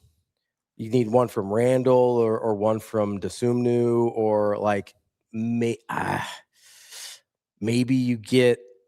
I don't know, man. It's so hard with their backcourt just decimated. Maybe you get like a virtuoso Mike Conley throwback game. He's probably got one in him. That's kind of what I'm thinking, and we haven't really seen it yet. So like maybe if you get 2 of those guys in the same game, you can pull it out. But if even one of those guys had not been hurt, easy Minnesota. It'd be nice if you knew what you were going to get from Jamal Murray. That would be nice, but that's kind of the entire career of Jamal Murray, right? Like you just absolutely never know what you're getting. Playoff Jamal is usually pretty good. He's usually pretty good, but like he's been a pretty inconsistent player his entire career. Just because of spite, I'm taking Minnesota. You had a joke yesterday about the guys on the LIV Tour. Oh yeah, with all the oil money still tied up. Mm-hmm. What? They can't afford to do much, can they? The LIV Tour? Yeah. No, I mean so I was listening to I think it was a podcast about this where it seems like the I forget what the fund is called, the sovereign fund or whatever it is getting a little bit more selective about, because I don't think they're pulling out of sports, even though but here's the problem with the LIV Tour is they got a lot of money sitting on boats. Yes, they do. And I think what they want, like when you see the Riyadh season and stuff like that, is people going to Saudi Arabia. They want them to go to their country. LIV is all over the place, right? Like there doesn't bring that much value to them in terms of, I think, what their actual end goal is, which is to get people in country. And so when you're losing $600 million a year or 590 or whatever the number was last year, which is insane to think about. But a drop in the bucket, as you know. Yes. I don't think that's hyperbole. No, I don't either. I mean, I think we're literally talking about trillions of dollars. So I think it just doesn't fit what their objectives are for investing into sports, where some of these other things are much more, like when you sign Cristiano Ronaldo to play for a team in country, that brings people to the country, right? Yeah. That's a better investment for what their goals are than sending golfers all over the world. And what does that bring you? And frankly, from a PR standpoint, it's been a disaster from the start. So it really has not brought them anything positive, and it's cost them a lot of money still, even if it's not a lot of money to them. It's still like, okay, well, we're getting killed publicly. We're not bringing people in country, and we're losing money on this. What's the win here? Shane, if you're rocking with the tour, how hard should they make it on these guys? Because a couple of guys have gotten off scot-free so far. Yeah, it sounds like not all of them will. Yeah, you can't be openly selective like that without getting some vitriol, can you? Well, do you think they care if they get vitriol at this point? What other option do those golfers have now? That's the point. So you're just going to treat DeChambeau different than you do like Reed or Koepka? Yeah, because here's the problem. Before, those guys that got the free pass had options still before LIV was basically shutting down. The guys now don't have options. Where else are they going to go? You can be as punitive as you want to be, and those guys have to take it. I'm not saying that's the best way forward, but as a petty person, that's what I would do. And also as somebody whose company is invested in the Pinnacle Bank Championship, I would like to see those guys on the Korn Ferry Tour earn it back. Wouldn't that be something? That'd be incredible. Like you could end, like legitimately. I'm not just being petty at this point. That would be some. I saw you tweet that out, and I was like, he is so petty. you legitimately could end up with some incredible golfers. Yeah, I know. Look at the list. Well-established names. Not that all of them on the Korn Ferry Tour aren't incredible golfers, but well-established PGA Tour winning golfers on the Korn Ferry Tour and possibly in Omaha at the Pinnacle Bank Championship over the next couple years. We're not talking. This is not a like the thing that I was reading about was saying like, yeah, the 1 year path back does not appear to be on the table. You're going to have to earn your points all the way back. So like you could have because they're not even in the rankings. That's what I mean. Like you could have a couple years where you've got really high profile golfers on the Korn Ferry Tour, which is great for us. I can't foresee it. I actually like. I don't know. I don't know how punitive the PGA wants to be, but they really could send a message here. Yeah, and be like, hey, you don't get to have it both ways. Where you go diddle off with whatever money that you felt like you could get, and good for you, get your bag. But there are like you made choices. It's kind of like we were talking about yesterday. If you want to go play professional baseball, you got a lot of guys that are with you, dude. I'd say screw them. Like screw the LIV guys. I don't care. Make it as if any other golfer who has not played on the PGA Tour in 3 years. What about sponsor exemptions? I mean, that's obviously up to the individual tournaments. But if it were me, I would at the PGA, I would say, hey, we're not helping these guys out any. Like they made this choice. They screwed us all, including you and your tournament for the last 3 or however many years. They're coming back the hard way, or they're not coming back. Wow, most people are rocking with you. Like this is the thing, and you're not. Again, it's like the college. It's like the 5 for 5 thing we were talking about yesterday. You can go decide to play college baseball or professional baseball. You just can't do it all, right? That's fine, but your clock starts the day you turn 19 or the day you graduate high school. You don't get to be Chris Wanke and be like, "Hey, I'm 27 years old. Let's go win a Heisman." I saw a stat, and maybe this was from Saban. They said they had 50 players that were drafted that were 25 or older. Does that sound right? Yeah, I mean, that wouldn't shock me. That's old. Yeah. The sport has gotten very old. That's old. And I honestly... we went through the basketball numbers yesterday when I was telling you about the 71 early entrants. It was versus 363 in 2021. Yeah. I mean, football had the lowest number of guys turning pro. Like, but 25? That's too old to be in college. I'm thinking it's closer to right than not because I told you it's like, why are you down on Mesidor that you think he's old? Like, I mean, I'm not, but in general, yes. And I kept asking that question. I was like, hey, doesn't that just mean he's like, if you like the tape and you think he's good, like, do you care what he is 10 years from now versus 7 years from now? Frank, I'm coming around on the 5 for 5. I think you're going to be tied up in court quite a bit. Unless I think you have to have 2 exemptions in there. Military and religion. If you have those 2 exemptions, I think you're fine. Assuming people can start college when everybody else can. You're saying too bad if you can't? If it's anything besides religious or military, yes. All right. Because I mean, what's the other argument? Like, what are the other circumstances you would mean in which you can't start college on time? Like academic? Correct.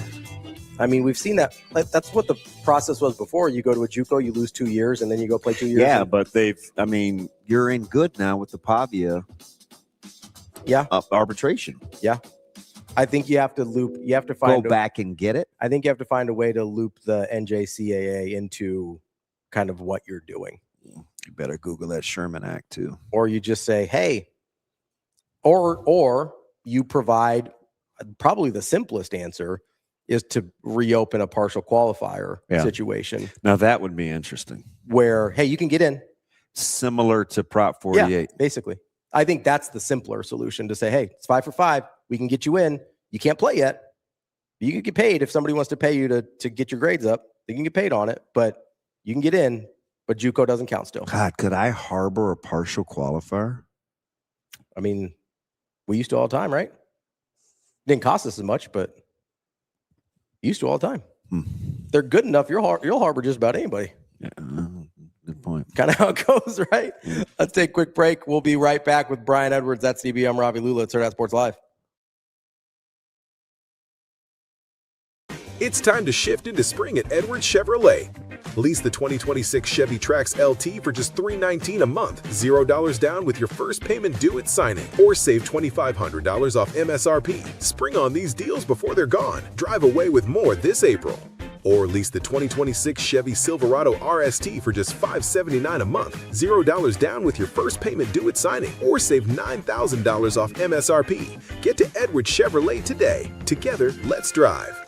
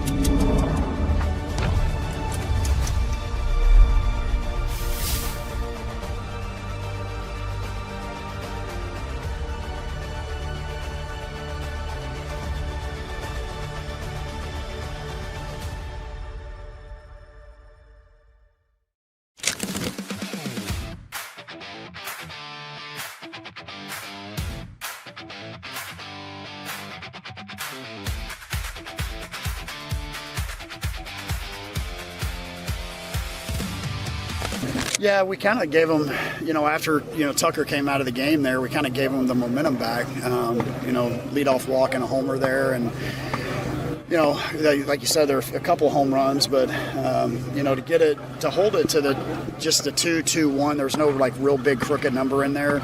That was the difference. I mean, we kind of, the middle innings, it went back and forth. We loaded the bases twice and kind of gave them, that's kind of the nature of it. Like when you set up as many innings as we do, sometimes when you don't knock them down, the other team kind of gets some momentum. But, I thought it was, nice job by Ty and Jay Sean for sure to finish.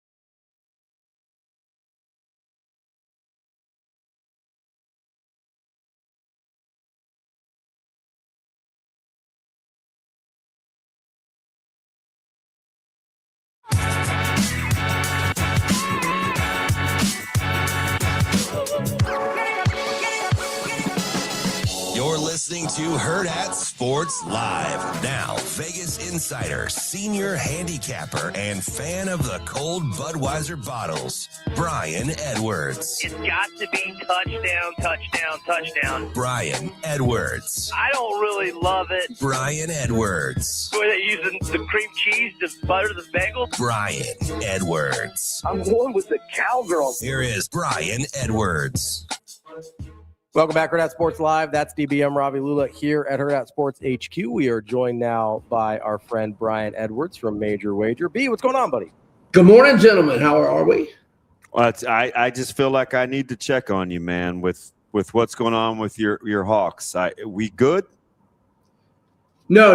The Knicks close things out tonight, and we look forward to 26-27 Florida Gator basketball, and the rich get richer as we added a Lithuanian badass earlier this week. Well, wait a second. So we're just skipping football? Yeah, I changed the subject. I completely changed the subject. What about football? no, I'm fired up for Summerall. I mean, but I mean, I don't have any natty expectations or anything. All right, so we're writing off the Hawks. Oh, it was a basketball question, so I just we're quickly writing off the Hawks. It's a small number, B. It's just 2 in the all. Yeah, I mean, yeah, the Hawks could win. I just know the Hawks. The Knicks smell blood. The Knicks are the better team. I mean, Atlanta was really fortunate to win both games that they won. I mean, they rallied from 13 down early fourth to win game 2. Game 3, they were up most of the way, almost gave it up. They should have won game 3. But then game 4, they get blown out. Game 5, they get blown out. Game 1, they get blown out. Like, and then the Knicks won. Like that. That's your thing? What's that? What, to just talk bad on my team? Well, I get it because Hawks fans are mad because they got punked. Like, they didn't look competitive. No, right, at all. Like, and don't get me wrong, it's been a good season. I mean, look, we traded Trey. We were when we traded Trey, weren't we like 10th in the East? And it's been a good year. I'm optimistic about the future. But I mean, don't you guys think the Knicks are going to kick my Hawks' ass tonight? I think the number sucks. I think it's incredible. Oh, right. You think it should be bigger? Yeah, yes. Yeah. That would give me pause. But I think that number should be like 6.5, 7. Why it's 2.5, I have no idea. So look, the Knicks won both regular season games at Atlanta by 3, but obviously both close games. They lose by 1 in game 3, and then they rout us in game 4, rout us in game 5 at home, albeit, but they're rolling, they're feeling it now.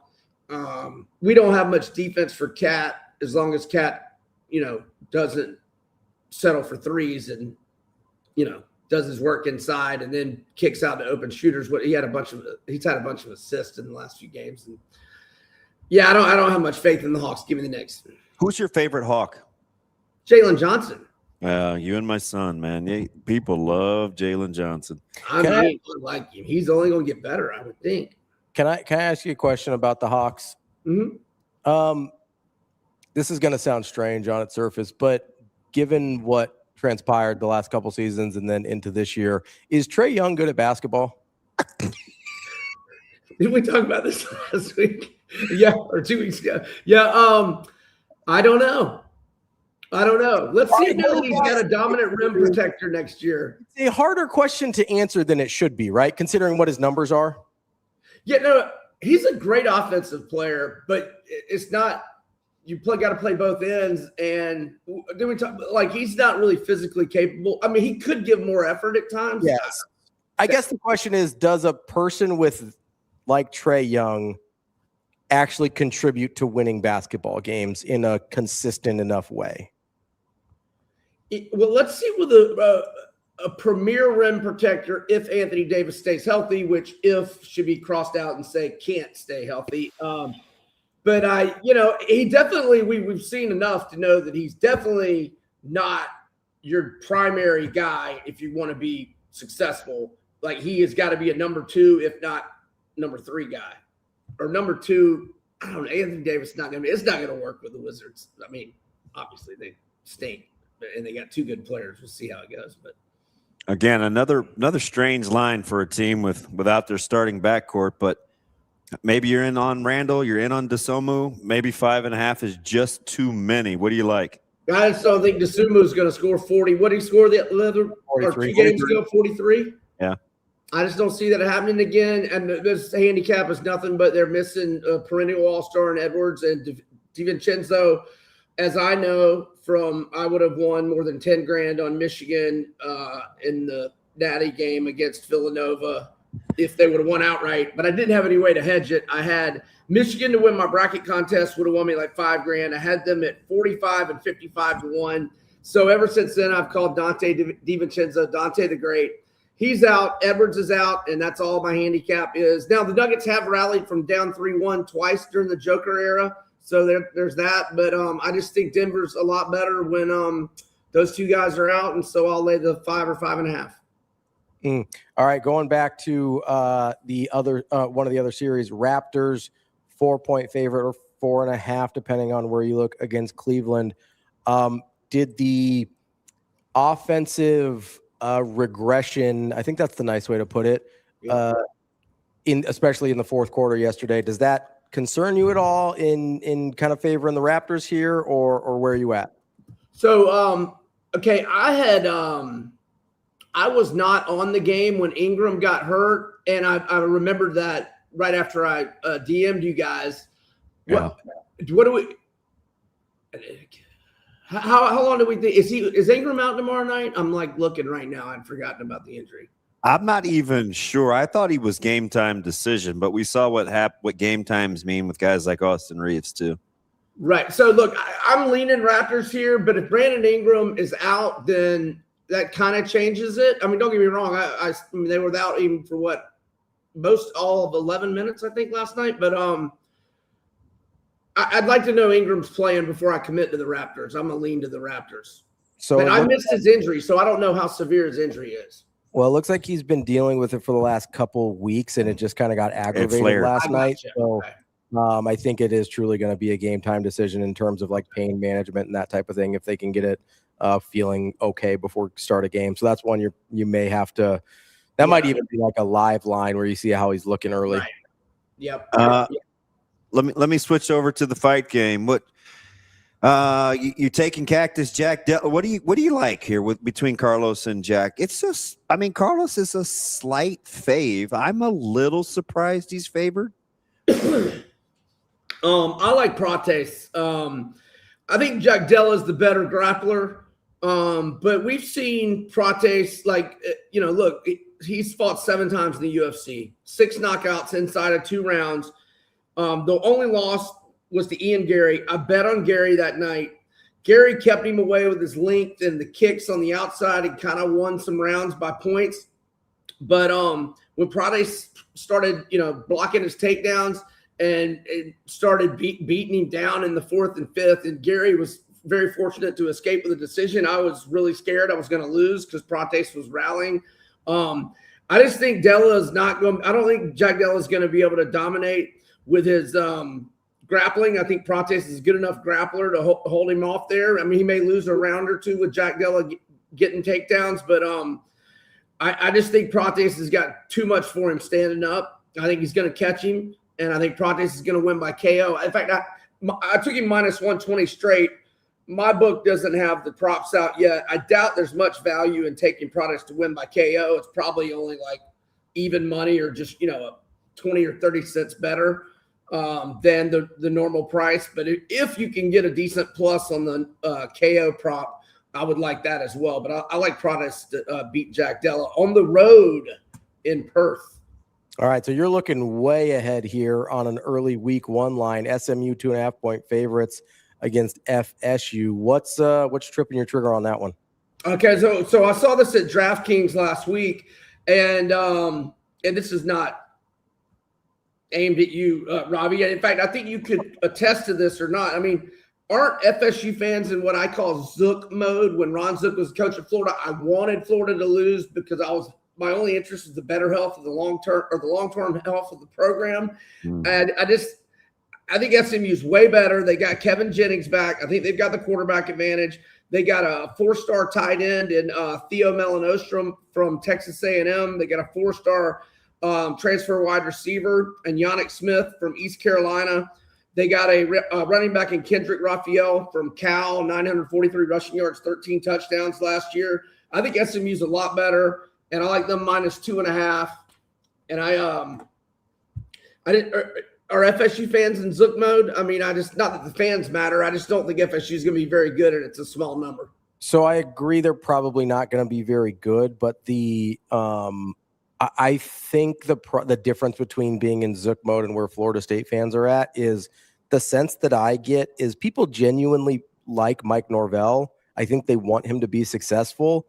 I think a lot of fans are just to the point where they don't think it's happening.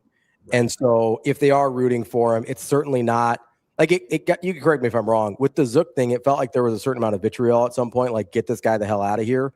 Whereas because it was disgusting for him to even be brought up to come back as defensive coordinator. Spurrier ran him out of town as a DC when our defense sucked one year. Like, we didn't want him as a defensive coordinator, much less head coach. So I think that's the big difference is I don't think there's animosity about Mike Norvell. I think people still feel like he got really kind of screwed over with the Jordan Travis college football playoff thing. And that I think he's generally pretty well liked. I just think people are at a point where like, yeah, this isn't happening. Yeah. And look, and it's week one. So I'm not saying the crowd's not going to be a factor. Obviously we saw the week one crowd was a factor against Alabama last year. I just think SMU's better. They got 3 starters back on the O-line. And I like SMU -2. And I think it'll be a number that'll be more than 3 come kickoff. I also think when you get to a point with a fan base like that, they can check out super early if things go bad early, right? Like if you're at 14-point deficit at halftime, third quarter, not going to be that into. Like let's say Kevin Jennings marches down the field first possession of the game and it looks like a hot knife through butter. Like that crowd can become not a factor in a hurry. Sure. I on a humbug. Go back to Perth if you're up at 4 a.m., B. I got it. Oh, is this going to be one of those? Oh, gosh, I didn't even think about that. It's going to – because it's a fight night, not a pay-per-view. Oh, man. Hey, take a look at Wes Schultz and Ben Johnson. I think – Is this from your boy? Is this from your tipster? Yep. Oh, wait, hold on. Come on. I'm looking at the card. All right. Tell me again. It's Ben Johnston and Wes Schultz. Schultz is a slight underdog. Money's coming in on Wes a little bit. He likes it. He likes Wes Schultz and the slight upset with plus money and under 2 rounds. Okay. All right. I'm sorry. I was looking at the wrong card. Wes Schultz. Okay, here we go. He likes Wes Schultz. And the under. Okay, Wes Schultz and the under. Yep. Okay, I can't wait till Saturday, and there's going to be irregular betting patterns. Yeah, and I'll be the only one that's up at 4 a.m. So you let me know.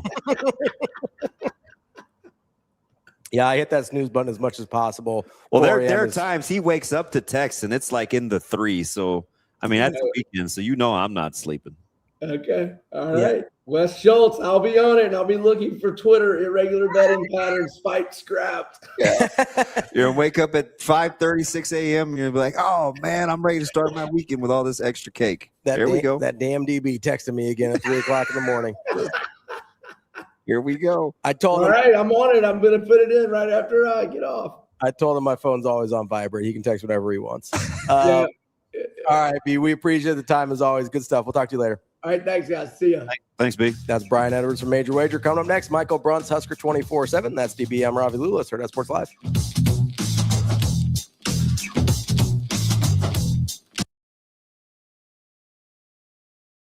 It's the declaration of deals at Edwards Jeep Council Bluffs and Village Point. Lease the 2025 Jeep Grand Cherokee Laredo 4x4, 0 down, starting at just $349 a month for returning lessees. Shift into spring with deals this good only at Edwards Jeep Council Bluffs and Village Point, or lease the 2026 Jeep Compass Limited, 0 down, starting at just $299 a month for returning lessees. Don't wait. Declaration of deals won't last. Get to Edwards Jeep Council Bluffs and Village Point.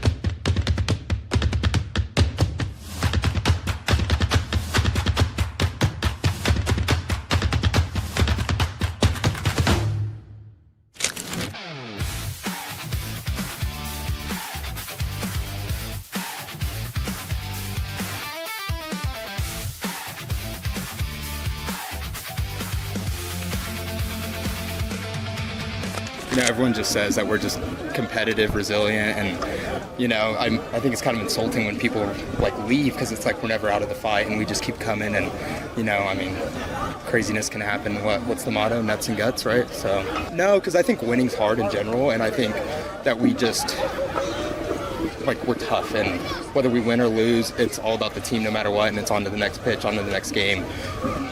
We're just going to lay it out on the line for our brothers. So, I don't know if you watched the game, but I think I was 0 for 4 before that, so I wouldn't say comfortable at all. It's just trusting your work, preparation, the faith that the coaches and your teammates have in you, and just going out there for them.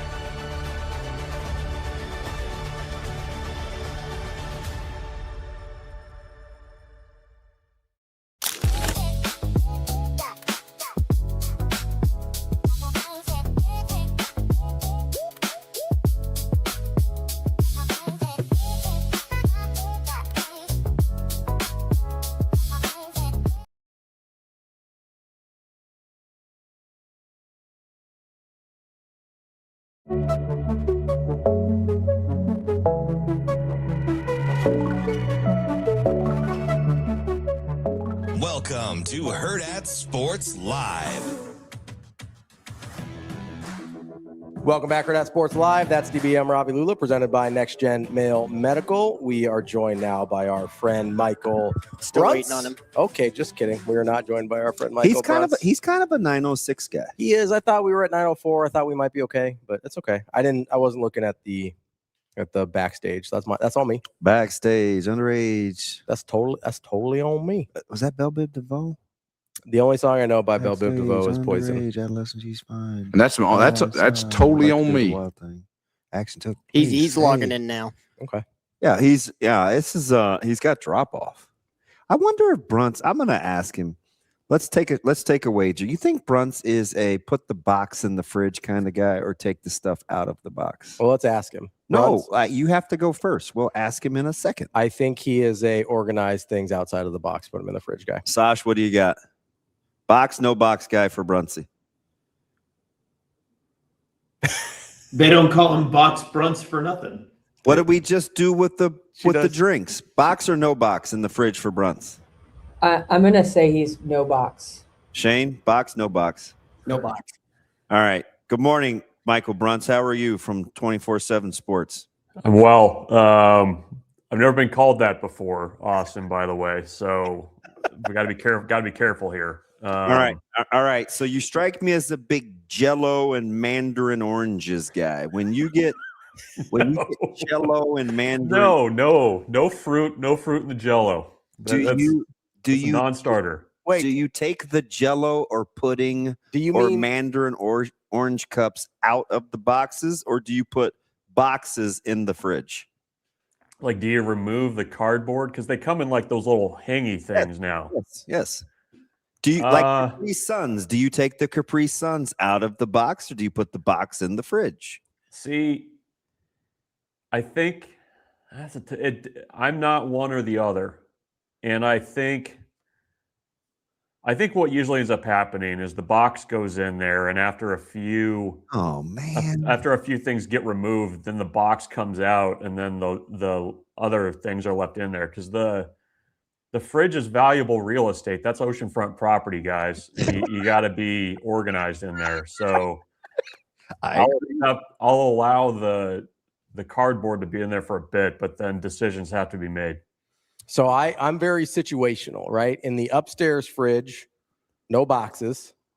In the downstairs fridge, the beverage fridge, you just slide the whole case of soda in there or whatever, and then you kind of, pick as you go. Big flex there with the two fridges, by the way. I live in the Midwest. It's a garage fridge. It's fine. Yeah, I have a freezer in the garage, and I have a mini fridge in the garage, but I only have one.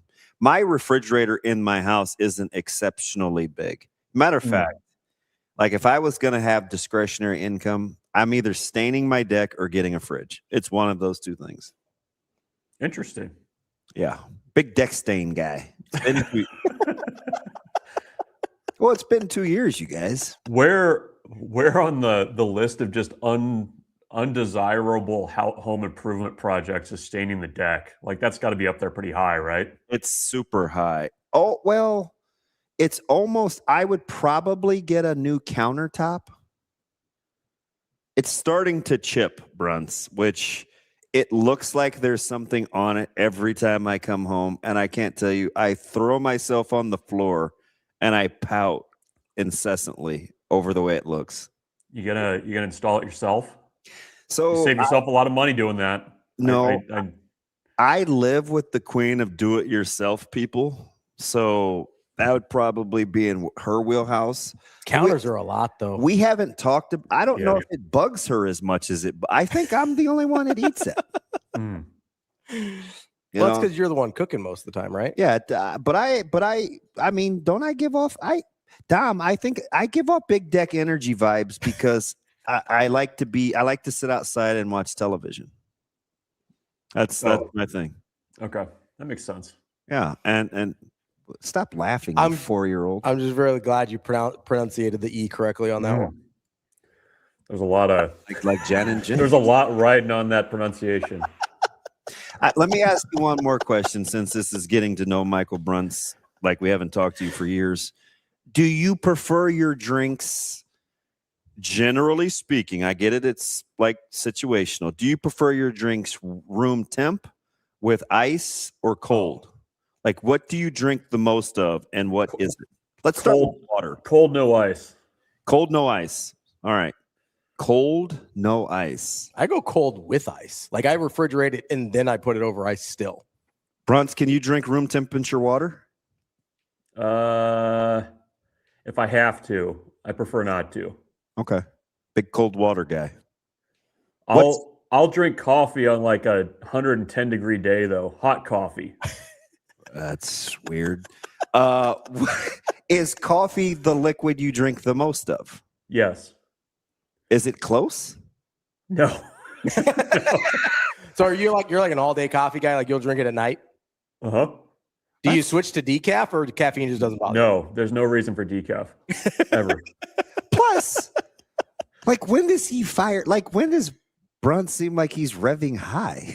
I don't know, baby. This is revving high right now. Yeah, that's how you. Every time I see you, this is how you are. Like, what difference does it make? So this is the coffee getting you to this point. Yeah, it's bad luck and right out of the gates. Yeah, dude, how do you and BC not fall asleep in the car? Who's the fun guy?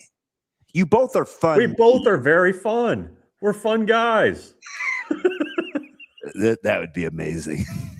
Just dry sense of humors and one-liners. BC will on road trips. He'll get an evening coffee in too. Like I don't think he discriminates on that on the time there. Dad, you don't have any problem sleeping either, right? It's just your body's you're just used to it. Yeah, I don't know if that's a good thing. Probably not. You're still here. I think it's all right for now. Alive and kicking. All right, Bruntz, we're firmly squared up to be hosting. Now, you know I'm always looking ahead because it's not my team, so I enjoy the luxury of look aheads. I'm seeing some Arkansas. I'm seeing being paired with A&Ms, obviously, because that's what we do in the postseason here with Nebraska teams of who could be in the regional and who we're paired with. Have you allowed yourself to take a gander at Nebraska's positioning now that most people have them comfortably hosting? Yeah, I think the rule is April 1st is when you start looking at RPI and taking it seriously. And then I think by about tax day, that's where you start entertaining more of the host projection conversations and the pairings. Oh, what's that? I'm a big extension guy. What's tax day? October 15th, right? Yeah, I think that's right. Them and the Dodgers. All right, carry on. Yeah, as it shapes up now, it's going to be interesting to see where they end up sending a lot of these teams, right? Because you've got, if Nebraska's a host, and you're assuming Kansas is a host, that's 2. Yep. Oregon State's going to host. UCLA is certainly going to host. SC is somehow going to host. SC is in the conversation. Oregon has a chance to play their way in to that and bump USC off that. So, I mean, that's what, six sites right there that are non kind of traditional. I mean, I know Oregon State is, but like non-SEC, ACC, Big 12 hosting sites. Yep. So you got to send an SEC school that's not in the top 16 somewhere. It's Arkansas coming to us. And it's Arkansas, it's Tennessee potentially. Where's Vanderbilt at? I mean, that might be another, potential option, depending on how things play. But how they finish, I could see that. Yeah. My larger point though is like you're gonna have name programs that are gonna be going places as 2s and maybe even 3s. Like even Arizona State's right on the bubble between a 2 and a 3 right now. Vandy's not going to be a 2, I don't think. Yeah, they're 68. They might be a 3. So, I mean, you got to send them somewhere, and that's why it's going to be fascinating to see how they handle that. Because, I mean, you just gotta, you're going to have potentially Tennessee going somewhere that's not close to home or like Kentucky, maybe. Yeah, I mean. So that's going to be interesting because it feels like there's a little bit more diversity this year and who's got the potential to host versus maybe what we've seen in the past where it's been a lot of, Southeast, South type schools. So I'm always paying attention again, but I got this from basketball. Like you guys remember in January where I was looking at teams that I felt like could give. I worked my way from 7s and 8s, then to 4s and 5s. I was always looking for teams around where I thought Nebraska was going to be. So my latest fixation with this, I'm looking at West Virginia, right? Some teams, Ole Miss, kind of around where Nebraska is. West Virginia had to cancel. They have Penn State. I assume it's weather, although these days you think? People can't listen. Allegedly. Yeah, people just are canceling games now. Are you okay with the gamesmanship like that, Bruntz, with paying attention to RPI and teams just convenient? Listen, one I cheer for, Carolina did it. So, I mean, far be it from me. Like, that teams will start to look and see whether their RPI can be hurt or not? Oh, it's happened for ages. It's not a new thing. It's just not convenient to use my plane had engine troubles. My bus got a flat tire. Like those kinds of things don't happen. I think people look into it now. They should. I mean, teams for years have done that. Bang midweeks when you get into May. Like I get it. Like I totally get it. But I mean, that's why I kind of give Nebraska some credit for playing K-State the other night. I mean, those were not great conditions. Yeah, it wasn't ideal. Guys are slipping and sliding. And, they've never done. I mean, Purdue had the stuff with the tarp a few years ago to make sure that, the Big Ten standings stayed where they did. That kind of stuff happens. And, yeah, I mean, am I okay with it? No. But I mean, there's no enforcement of it because I mean, you always lean on the weather or whatever. I mean, like the Purdue thing, there were storms coming in that never materialized, and I guess stuff like that happens weather-wise, and they didn't move the game. So yeah, I mean, it's just kind of part of May, I think, sometimes when you start seeing some midweeks that all of a sudden teams are a little bit less willing to play based on how things play out. It's just it's almost kind of like it's almost baked into college baseball at times.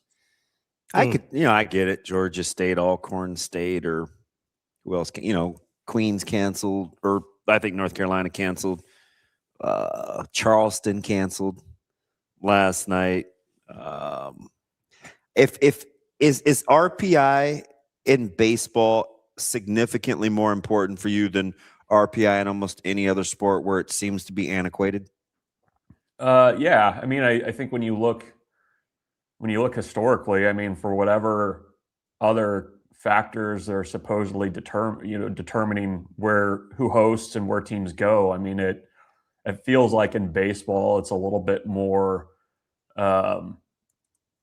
It lines up, I think, a little bit more closely with RPI order. I mean, I think that's not a huge secret. I mean, that when you get into, kind of towards the back couple potential host sites, that's where it maybe shifts around a little bit more. And you might see, a team that's like 18th or something like that host. But I mean, it's until proven otherwise, I think that's the factor that matters the most. So, yeah, I mean, I think it's more so in baseball than other sports for sure. Mm. So speaking of baseball versus kind of other sports, we've been talking a lot about, whether it's the 5-for-5 eligibility thing that appears to be coming this way, or just the overall age and shift in age demographics in college sports since the NIL and transfer portal rules have dramatically reshaped that landscape. Baseball is a little different, right? Because the transfer thing was a part of their lives before it was anyone else's. Same thing with volleyball, right? Like, it was just in a different place than everyone else. The NIL thing obviously is the same time frame there as it was everywhere else. Do you think those rule changes have had as much impact on college baseball as it has, say, college basketball or college football? Well, and at least I can say locally, that in addition to the 5-for-5 and everything else, I mean, you had the extra JUCO year, which, guys that were JUCOs got the bonus year. I mean, that's why Overbeek's still there. That's why Rhett Stokes is still there. I mean, that had a really big impact, on this year's team, but and another kind of wrench that was thrown in there. I think it's probably fair to say, though, that when you start talking about NIL and portal, teams are. It feels like to me, and I have no data to back this up, but it feels like there's much more of a different leagues are playing by very different rules in terms of what they invest in baseball programs. Even school to school, what you have that you're able to offer players beyond, the cost of attendance, that kind of stuff, the extra stuff. I do think that's evening out a little bit. I think the fact that you're seeing more schools fund more scholarships and kind of where they fall on that's going to be felt a lot more in baseball, where you were, under 12 before, even fewer than that at a lot of places. And now, Nebraska, after a couple of years, is going to be up around 30, which, are you going to be able to, take your scholarships in hand and go into the portal and get a right fielder that hits 25 home runs? Probably not. But I mean, you can certainly retain guys a lot more easily if you're a school that, relative to your, schools that kind of swim in the same pool, if you're offering more scholarships, it helps with retention. It helps with, getting JUCO guys, I think, as well. So that's why baseball is a little bit of an outlier, I think, in kind of how all the changes have affected things. The 5-for-5, I haven't really sat down and thought yet about how that'll affect things, because it feels like if a guy's been around your program for 3 years and is worth his salt in anything, is he really going to be in college for 5 years? I mean, I think that's baseball is one of those sports, though, Bruntz, where you go via the JC route a ton, right? So it may come in. Yeah, that's true. You think that's true? I also wonder a little bit, Bruntz. I think there are programs around the country, obviously, that do pour a lot of NIL and financial resources into their baseball teams. And if you're a guy that's going to get drafted outside, I don't even remember what the draft is now, like 10 rounds, 25 rounds, like they keep changing it on me. It's 20. 20. So like, if you're a guy that's closer to 18, 19, 20 versus 8, 9, 10, like the path through minor league baseball is not glorious. Like it's a pretty rough go of things, and you're not making much money, especially if you're on the back end of that draft. Like maybe there is a financial component there where you're just like, hey, if I can play at LSU for a couple more years, then that maybe is more appealing than going through high A ball. You know what I mean? Yeah. I mean, if you're at a place like Purdue, I mean, are you gonna make $100,000, which is, what you'd probably be looking at for a signing bonus, for a guy that's a 13th round pick. I mean, that's what I mean. Like, when you're talking LSU, there's definitely a break even point, and that's very location dependent. I would think. Well, it's a very different. It's a different situation in the SEC than everywhere else in terms of what they're spending, and I mean, even at Nebraska, I mean, you've got, a lot of good things going for you, but it's not like guys are just making money hand over fist, just playing college baseball. I mean, that's just not happening compared to what's going on in the SEC. Surprised, about time, pay pretty good, looking forward to it. I mean, Troy Dannon says, listen, we're going to put some money into Haymarket, little money into softball. I think $5 and $4 million respectively. Did those numbers surprise you, or is that about right for you? Well, doing anything was a surprise. I mean, they have not touched the clubhouse, since Haymarket Park's been open. Yep. I mean, people don't want to hear this, but when Northwestern upgraded their stadium, I mean, they've done upgrades more recently than Nebraska had at Haymarket Park to what they were doing for the players. So, Nebraska is in a unique situation where you have it split with the Salt Dogs. There's that relationship piece of it that has to happen. Yeah, the city. But I think it's long overdue that they've investing that money. It needs to happen. It's good that it's happening. I think when you look at what they've done in terms of just amenities, I guess at Haymarket Park, I mean, it doesn't feel like a big thing, but even just getting the alcohol thing done during games, like that was an easy fix. Nebraska doesn't, really get the money from that. It's supposed to go back into the facility. But I mean, I see the lines up in the diamond level during games. Fans seem to be enjoying it. And, I think too, I go back to the 2021 regional when Nebraska was playing at Arkansas, and a lot of Nebraska admins went down to Arkansas, saw the facilities that they had down there, and were kind of like, whoa, this is pretty nice. What's going on down here. And, Nebraska is, I think, starting to do more in that area. The conversations are at least happening, and, this is a good thing for the players. I mean, it got to the point, I think, sometimes where it was almost like you've got this nice park, but why is this, where the players hang out the bulk of their time, why is it not on the same level? So it's good they're doing it. I mean, I think it's necessary. It'll help with recruiting, which, again, if you're, everything's not equal in terms of NIL and everything else, but if the facilities and all that stuff is nice. I mean, that's a nice perk to potentially put you over the top for good players. I mean, you can only imagine what the pushback will be. Cost of doing business. Is there a better way? Press pause, right? It came out yesterday, postseason. Nebraska had already put in their bid to host.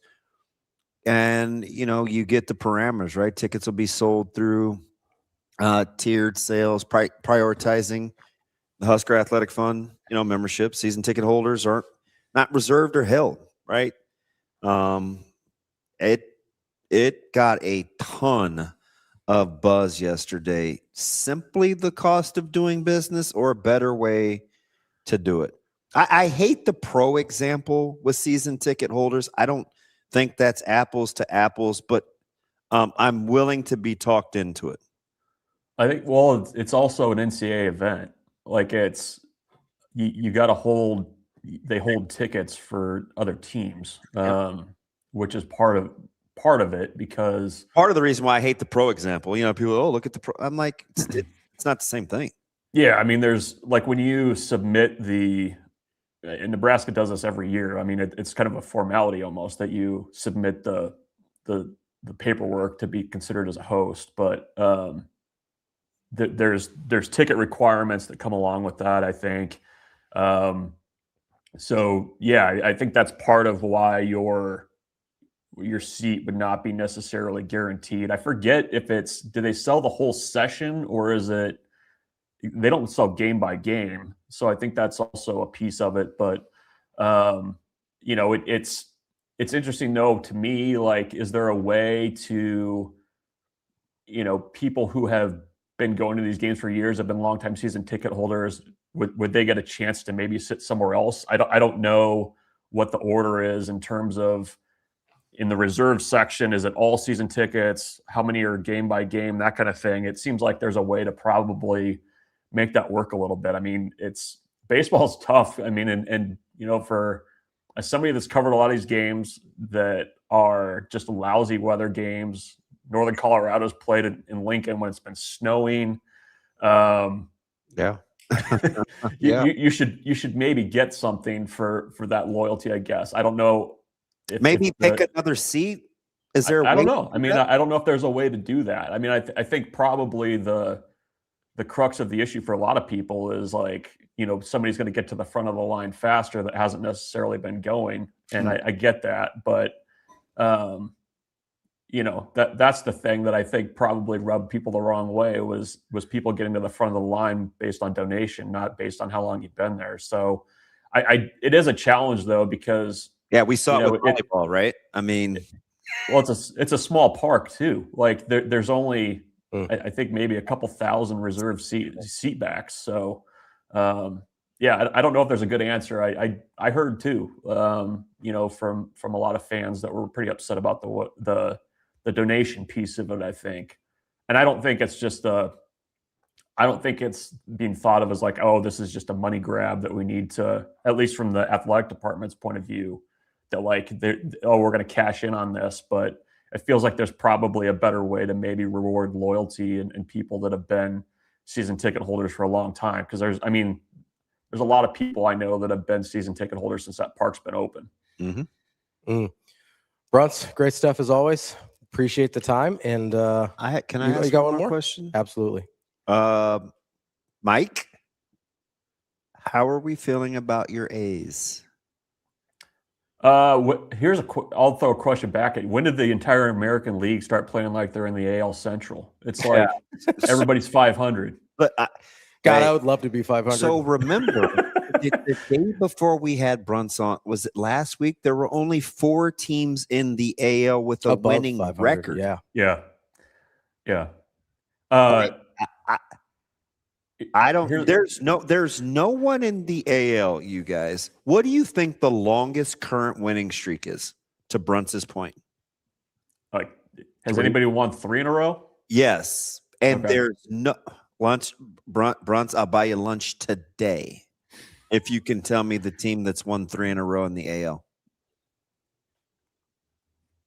Is it the Angels? Thank Lord, because I did not want to buy you mushroom risotto. The Chicago White Sox. Yeah, Chicago. I don't know.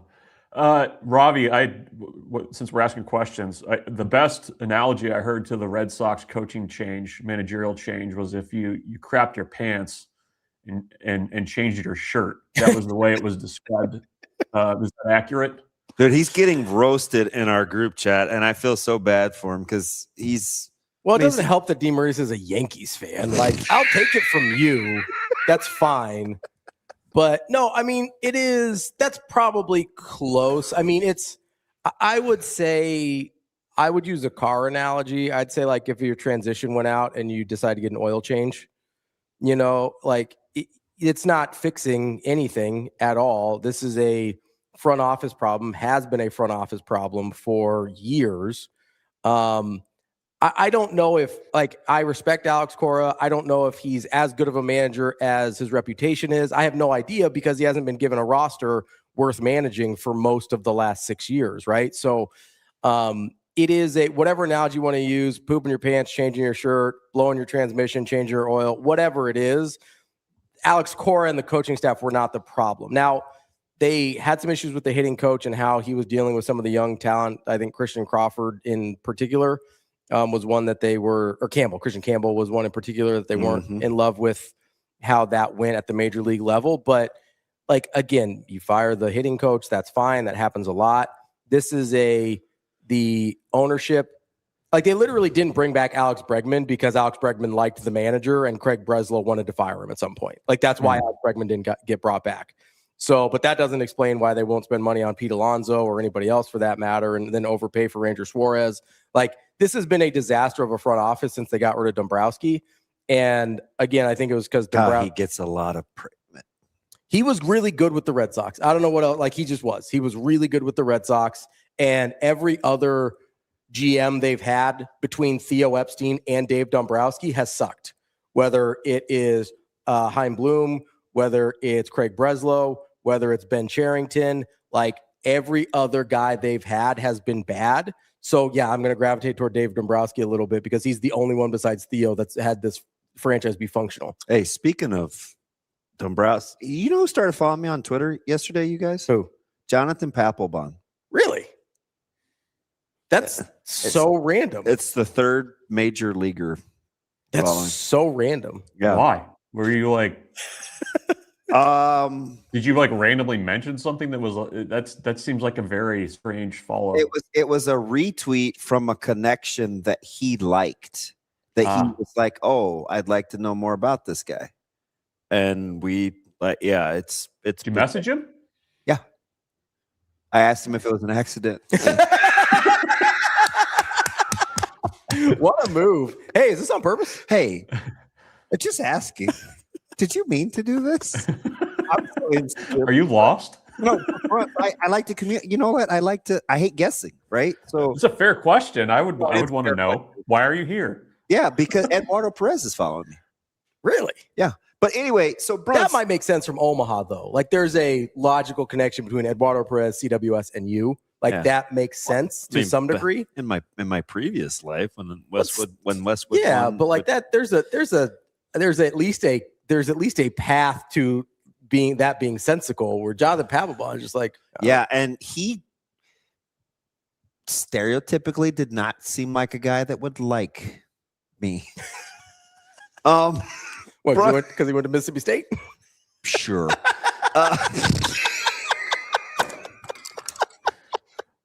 Bruntz, last one, promise. Should guys coming back from LIV have to traditionally try to get their card back? Like go through Q school? Does John Rahm need to go through Q school? Yeah, baby. Korn tour it up. Let's go. Korn Ferry. You got to figure out something like that, though. Like, especially the guys that sued the PGA. Like, what? Like, how do you let those guys just back in? I think they're gonna be bitter. Yeah, I think you have to make this. You put them on KFT. Make it as painful as possible, man. You make them go through Q school. Like, you don't even let them earn it the hard way through, like, winning on the Korn Ferry Tour. That like, is make so them un-Bruntzian. You lump them in there, and you make them really earn it. I want to see John Rahm having to grind for like 6 days with a bunch of guys on the mini tours. So Rahm's not built for that now. So like, we laugh because he's so talented. He would struggle. He would wrap a club around someone's throat. I think a lot of these guys would struggle trying to come back through these ranks. Like, I don't think it's a no-brainer that they all make it back. Bruntz, how many guys actually do, though? I mean, like, you think about it, like, a lot of the narratives of LIV when it started, aside from Dustin Johnson and, the big names, was I'm getting up into my 40s. This is my last chance. I don't have the ability to grind week to week. It's an easier schedule. Like, how many of those guys are going to be like, yeah, I'm going to hop back in? Like, I'll be eager to see how many actually do. Like, and a lot of those guys are going to end up in Europe anyways, but yeah, I don't know. It's going to be fascinating to see like what's kind of popular with the current PGA players too, or like what's acceptable to them. Like, in some ways, it's almost like the Koepka route was probably the most, the one that made sense but you know those guys missed their chance. So all right. I pulled a Fibonacci. I have one more. How many more weeks will I get to ask you A's question, and they will be in first place? Over, under 1.5.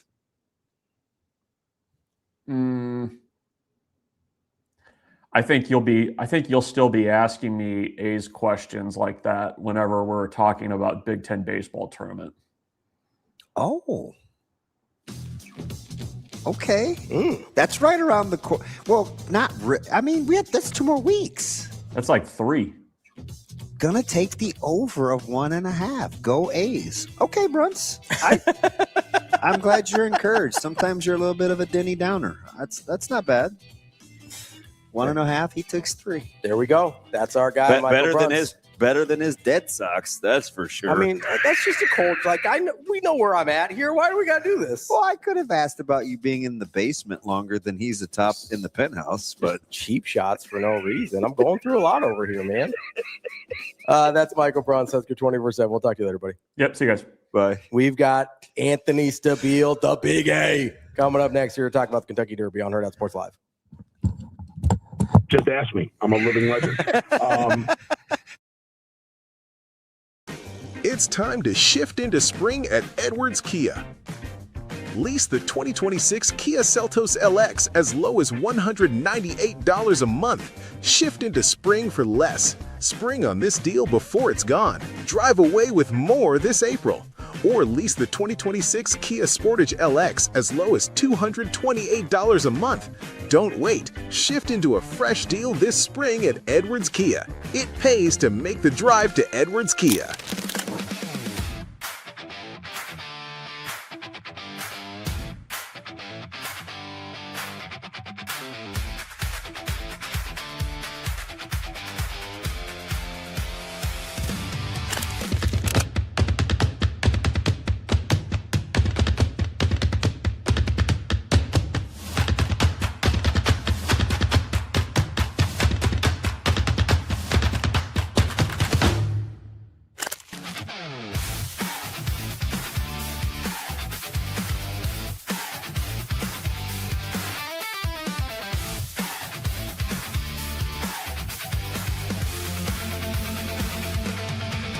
Let's talk about the Chiefs a little bit. How quickly did you hear from your new QB, Patrick Mahomes? He was the first person to text me after I got selected, actually. He was just like, let's get it, bro. He gave me his number and everything, and now, like, we've been in touch. Kelsey was really pumped up, too, though. Like, it took him a couple days, but he texted me. He was like, man, I've been out here for a while. Like, if you need something, just let me know. It was really welcoming to see, like, them two, Rashid Rice, Worthy, like all of them kind of just text me. I feel like that just is credit to like how they do things there at Kansas City. I feel like it's a big brotherhood. And so that's what Nebraska was too, which is, huge. And hearing from them, it meant a lot to me. It was really welcoming. But I told them, I said, like, I'm excited to be here, but I'm ready to get to work. Like, I think Kelsey was just like, let's effing do it. He's like, let's do it. Like, that's kind of how he is. But yeah, I'm excited to get to work with them boys. Legendary offense, legendary program.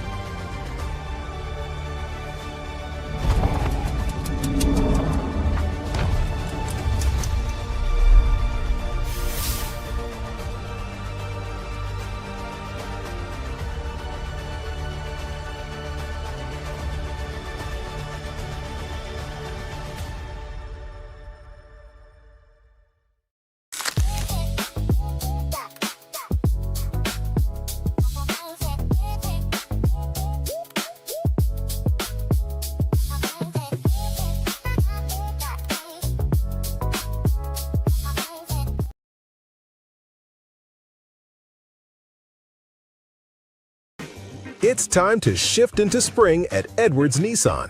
Lease the 2026 Nissan Rogue Platinum starting at just $349 a month. Shift into the ride you've been waiting for. Spring on this deal before it's gone. Drive away with more this April. Or lease the 2026 Nissan Pathfinder SV, a third-row SUV, starting at just $399 a month.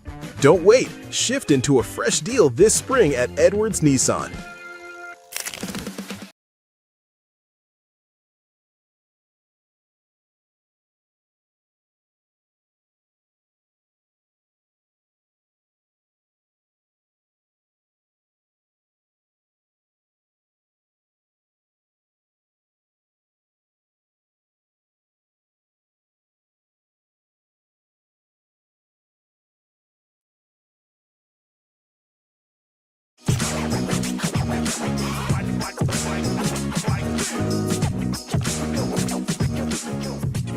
You're listening to Hurrdat Sports Live.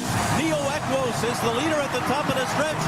Journalism is on the move as they turn for home, and Sovereignty is coming with him on the outside. The two of them go right by with a furlong to run. Journalism and Sovereignty, nose to nose, down to the last 16th of a mile. Sovereignty has taken the lead. Journalism is second toward the inside. Ace is third, but it will be Sovereignty to rule the Kentucky Derby.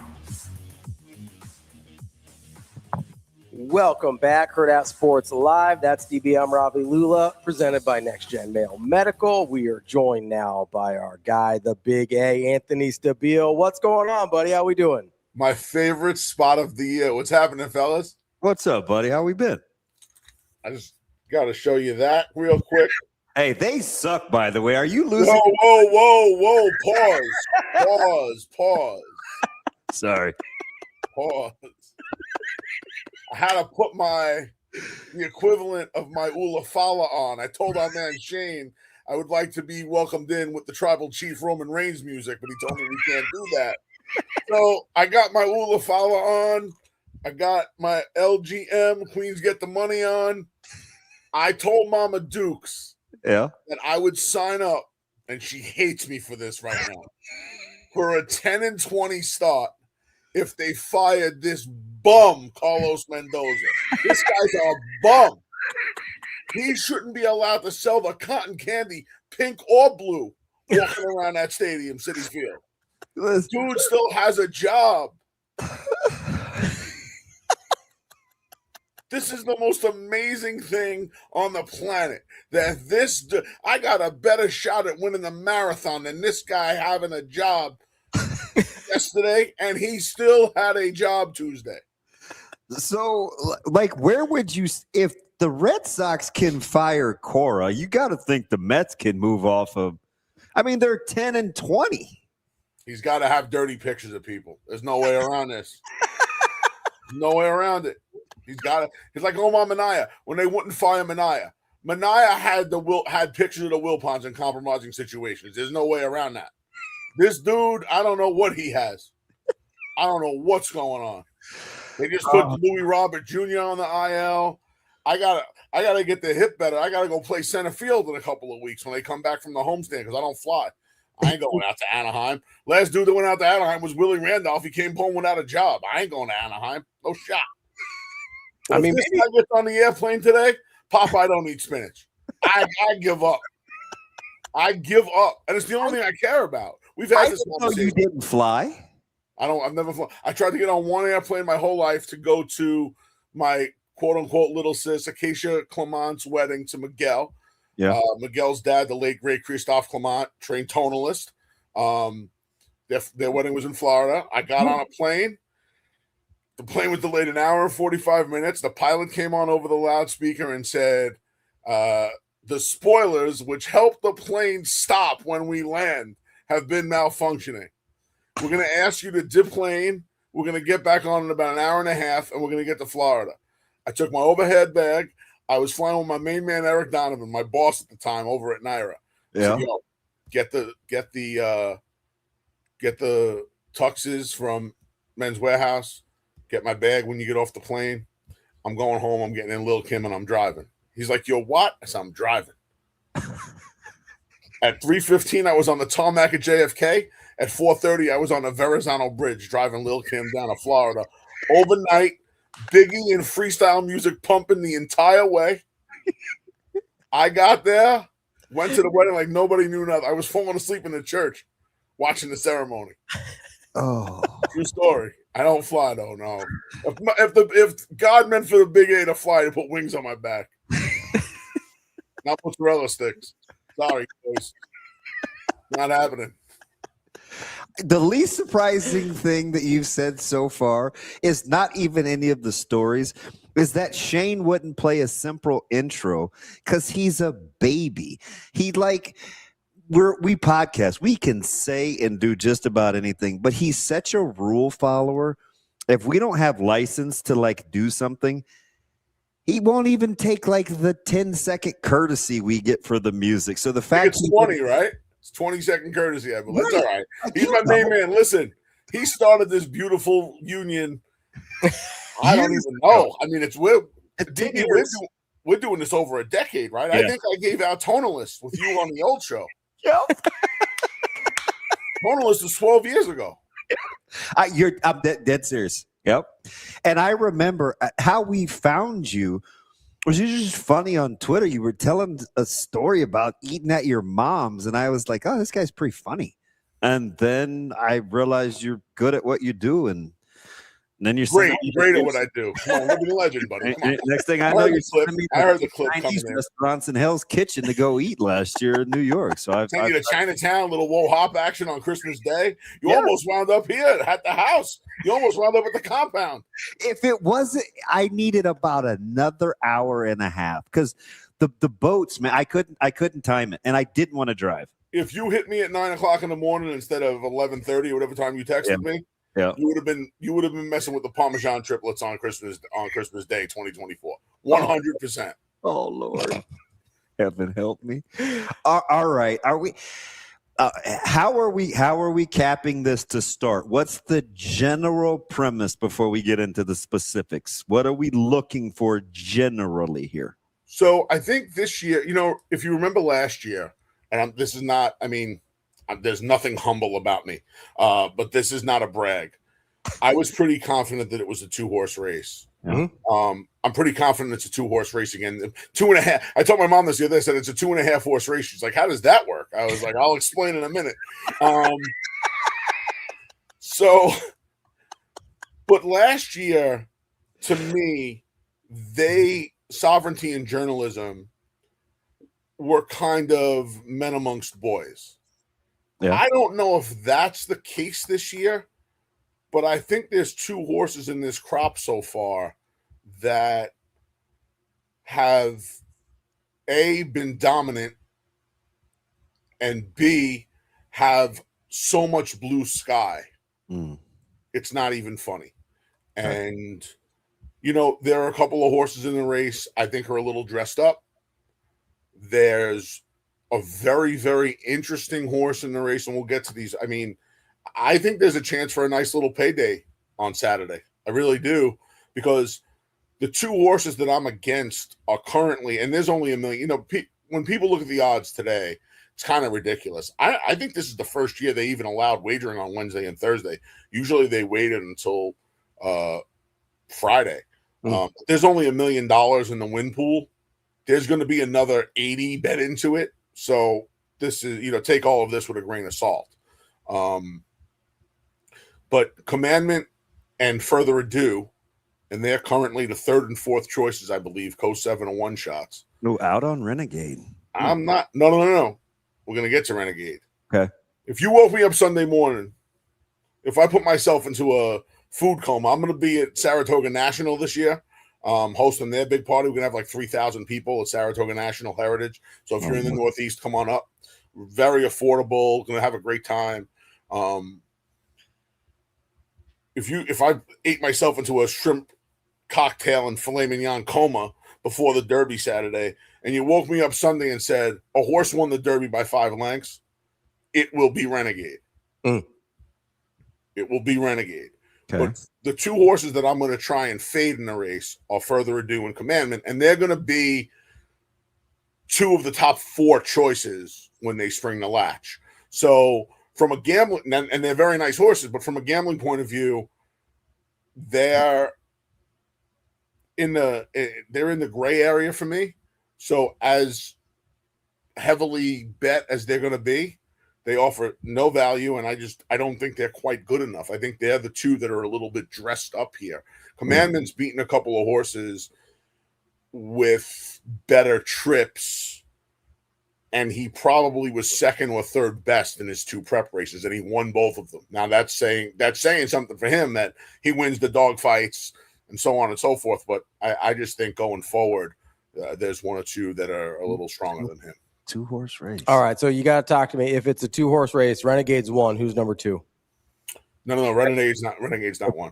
Commandment and Further Ado. No, those are the ones you don't like. I don't like Commandment and Further Ado. Who are the 2.5 horses that you are? So, if you were to take all the people closest to me, the word they would associate with me is loyalty.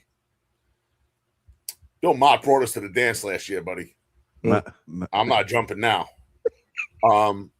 And they have your dating life here in a second. What did you say? We'll get to your dating life here in a second. Yeah, for sure. There are we got to talk about Papelbon as well. You know, Papelbon used to run out of the bullpen to the Ultimate Warriors music. Oh yeah, So the tribal chief thing would have worked. By the way, he would Jenny give McCarthy facial expressions, and I was like, "What is he so mad at?" very angry. Who did he choke? Bryce Harper or vice versa? Bryce Harper when he went to the Nationals. Yeah. Right? Jenny McCarthy follows me, by the way. That trumps Papelbon. I'm sorry. Jenny McCarthy, OG GOAT. I mean, you kidding? Jenny McCarthy all day over Pamela Anderson, 1998. What? Oh, and Henry Rowengarten. Thomas Ian Nichols from Rookie of the Year. He follows me, too. Nice. He's got some nonsense band now. I don't even know what's going on with that dude. American Pie's over. That guy ran and hid for the hills. Anyway. Loyalty. Yeah, loyalty. Chief Wallaby only won his maiden, but he finished 2nd to Commandment in the Fountain of Youth, 3rd to Commandment in the Florida Derby. He's going to get a pair of blinkers for the first time. This is Bill Mott. Bill said after the maiden race, he was looking for an entry-level allowance race, not even a stakes race, to run him in. And none of them would fill with enough entries. So he ran him in the Fountain of Youth. And then his effort in the Fountain of Youth, which I think was a winning one, propelled Bill to run him in the Florida Derby, which I think was another winning effort. The blinkers, so what the blinkers basically do is they're like blinders, and they can different cup size, and basically you could use your 4 fingers. It'll get him to focus a little bit more. He's a little goofy. He was a little goofy in his last 2 races. Okay. So it'll just get him to stop looking around. Something you certainly want to do when there's 150,000 half-drunk people in the stands at Churchill Downs and it's a 20-horse field. The blinkers are going to help just kind of focus him and hone him in on what his task is. Bill has been chirping him up big time, and Bill is one of the quietest and most conservative and reserved trainers there is. He was, in fact, in his penultimate work last Monday, so we're talking 10 days ago, he compared him to Sovereignty, training up to the Derby last year. I was ready to pick Renegade and give a whole big thing on Renegade. I know Bill a long time. I'm the biggest Bill Mott fan, literally and figuratively, in the world. He is, in my eyes, and it's not even close, the greatest horse trainer of all time. He has trained over the course of 5 decades. He has trained through all of the drug cases and the cheating, and he wins on turf and dirt, from $5,000 claimers at the start of his year of his career to the Triple Crown races and 12 Breeders' Cup wins. He's the best.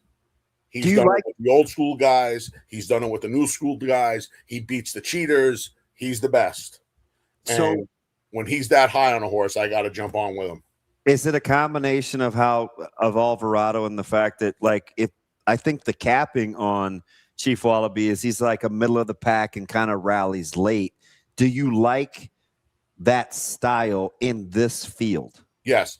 Junior worked out a great trip with Sovereignty last year, and I think he's got a wonderful draw in post 12. I would imagine the blinkers are going to make him a little bit more, not only focused, but probably a little bit more aggressive, which is something he could probably use. He looks like he's a little, it's hard to tell, guys. It's like if you're trying to, I'm trying to give you like a human equivalent, but it's hard because the blinkers basically is just focus. And, we don't really, I guess like a curfew would be the closest thing you have to try to keep athletes out of trouble. This is just to try to get him to focus on his game a little bit more. Not change his running style per se, but just get him to focus on his business a little bit more. So I think it's going to work. I think it's him and Renegade. So that's 12-1.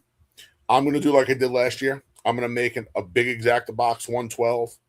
I'm going to play the 12 Chief Wallaby to win. The half horse is emerging market. He's the number 15. Chad Brown, Flavian Pratt. Chad was very high on this horse at Saratoga last summer in July. He got hurt. He was getting him ready late fall, early winter. He got sick. He got him to a maiden race, first race of his career, going a distance of ground, going around 2 turns. That's not something that Chad ordinarily does with his dirt horses. He won, and then he threw him right to the proverbial wolves in the fairgrounds race in the Louisiana Derby. And what's interesting about that is, in this horse's second start, he won a stretch duel with a far more seasoned rival in Pavlovian. Pavlovian bumped him no less than 3 times the last eighth of a mile, and he still got the job done. And that race is at 1 mile and 3/16. So for all of his American counterparts, he's raced the longest distance and did so in just the second start of his career. He came home in a really good final time. If you extrapolate that to 1.25 miles, it would be about 2:01 and change. That puts him right in the mix. His lack of seasoning is the biggest issue because he's dealing with a big, bulky field of 20. He's going to get bumped around at some point. They all do.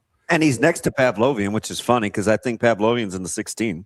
Yeah, right. Pavlovian. And listen, they have muscle memory. They have memory. They duked it out pretty good, and he was able to get by him. It'll be interesting to see how the first turn is key for all of them, but for a horse like emerging market, that's why I say half, because I think if he comes with his best effort, he could be right there, but he has so many other intangibles, for the lack of a better term, to overcome that it's kind of hard to endorse him. He's a great price right now, and he's going to be double digits. He's going to be 15-1, and if you're looking for a real long shot, I'll be using the number 11, Incredibolt, trained by Bill Mott's son, Riley. How cool is it? I know. Yeah.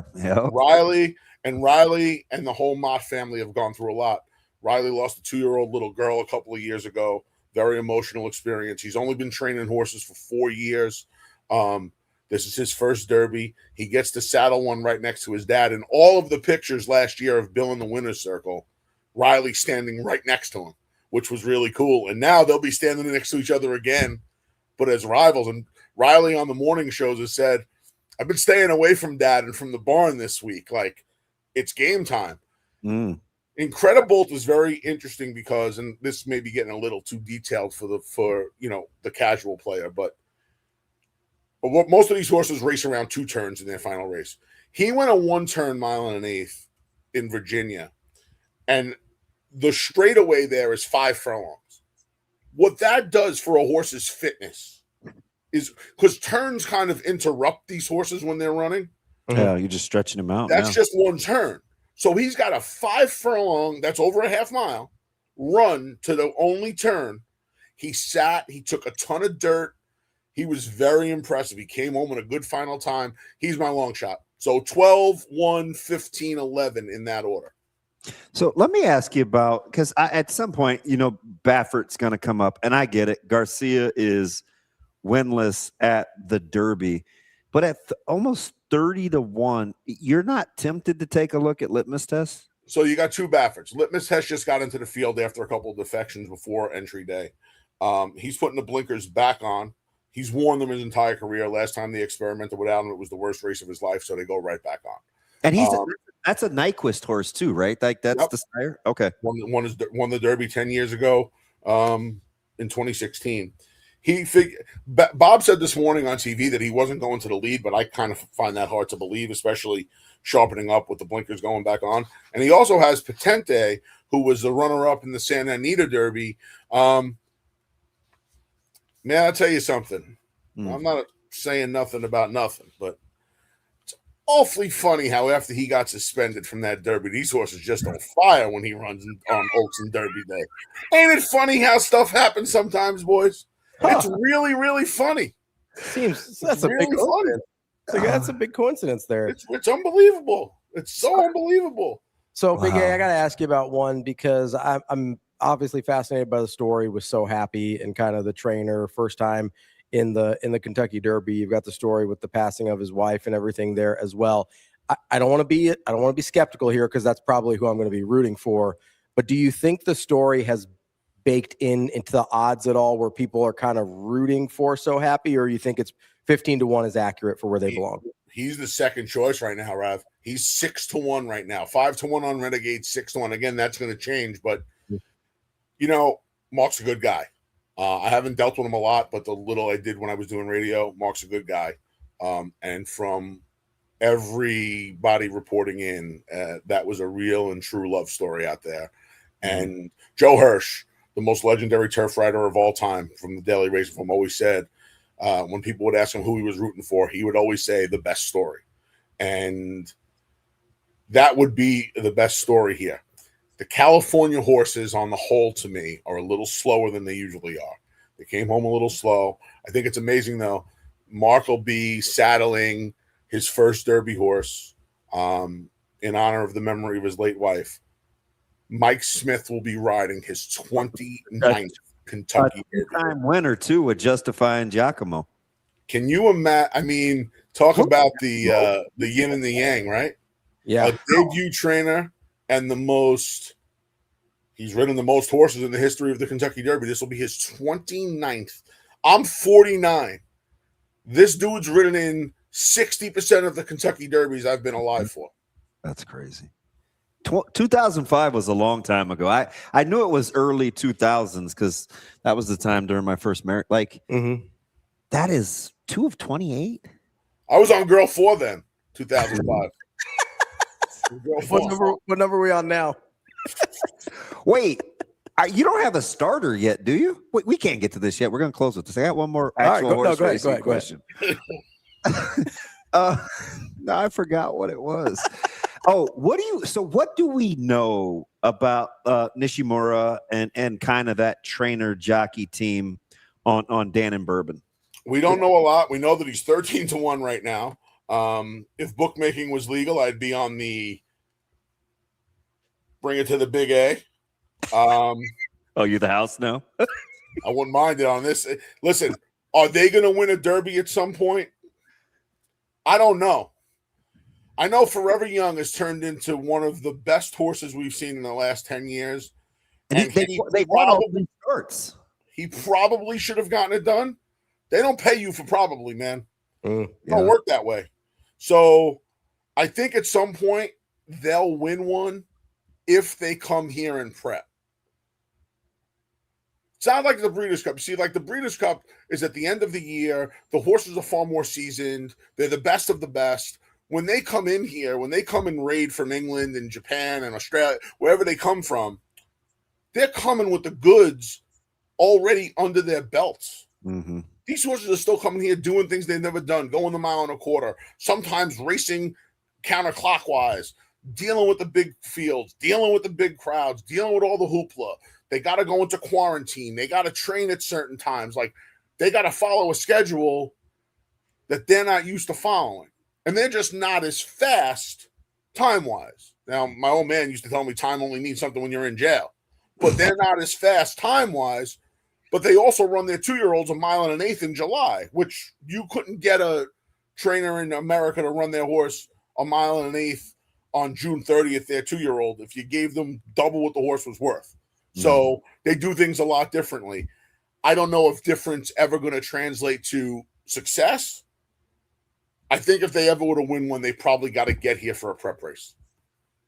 All right, how are we with the your starting lineup? How's the roster? Everybody's looking for Jordan, but he's not coming back. Whoa! You see, you started with a pause. You started with a pause, and you're going to end with a pause. We've been working on Jordan for a while. You're back. I mean, right now she's swinging it. She's swinging at curveballs with the Barons, but she'll be back. They all come back. She's hanging out with Terry Francona down in Birmingham. Yeah. She's right now. It's okay. You're on the hook. No, that's not me. It's the baby daddy. Believe me, it's not me. It got nothing to do with me. You know what Eminem said? Baby mama drama and lose yourself. This dude's baby father bother. This dude and Carlos Mendoza are most wanted right now. Most wanted. But she's worth it, huh? 100%. Okay. That's the GOAT. Listen, Bill Mott's a GOAT, right? Bill Mott's in the conversation for me with Jordan, with Tom Brady. Bill Mott's a GOAT. This girl is the GOAT of all GOATs. Girl's no joke, buddy. The rest, I got rid of the rest of them. I cleared the decks. Oh, we cleared the roster. Pippin's the craziest person on the planet.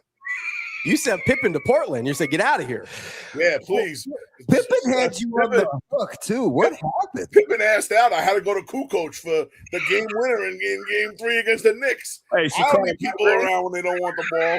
Pippin's don't want the ball around here, buddy. You gotta go. You don't want the ball, you gotta go. Find somebody else. Big A, I need a score. No, not good in crunch time, huh? No, she's horrible.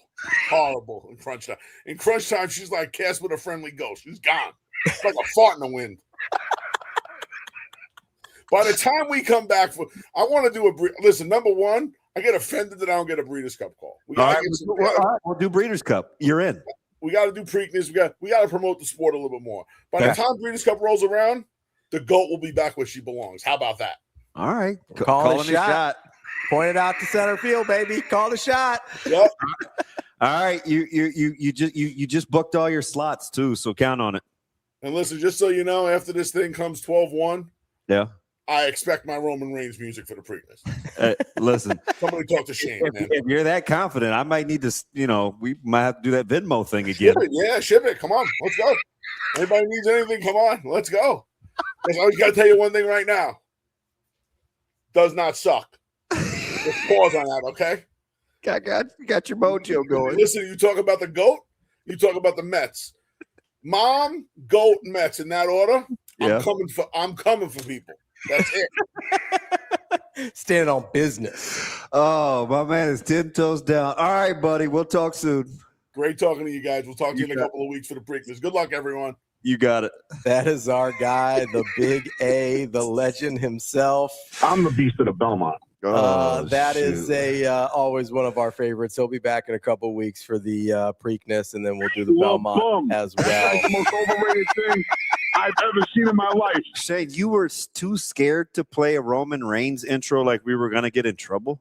I'm more of a screamer when I root. Oh, Lord. I'm not going to touch that with a 10-foot pole.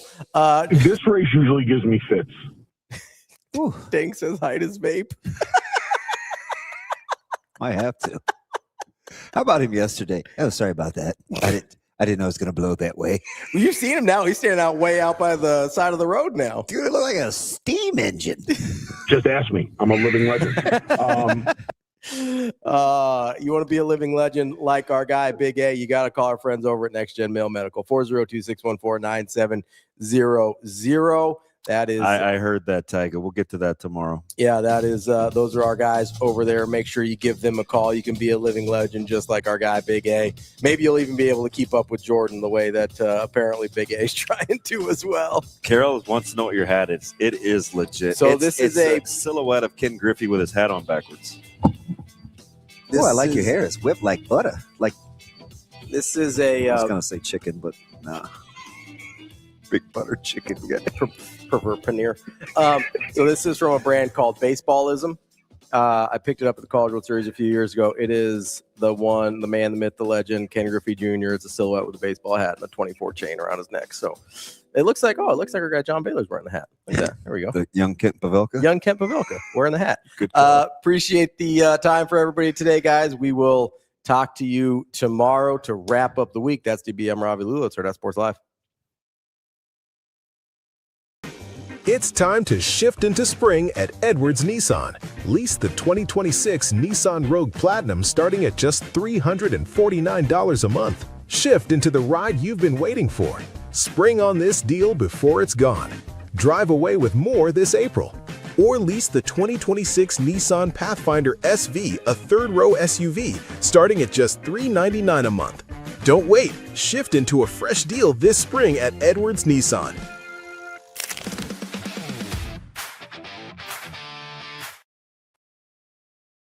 See you. Have a good day. Love you.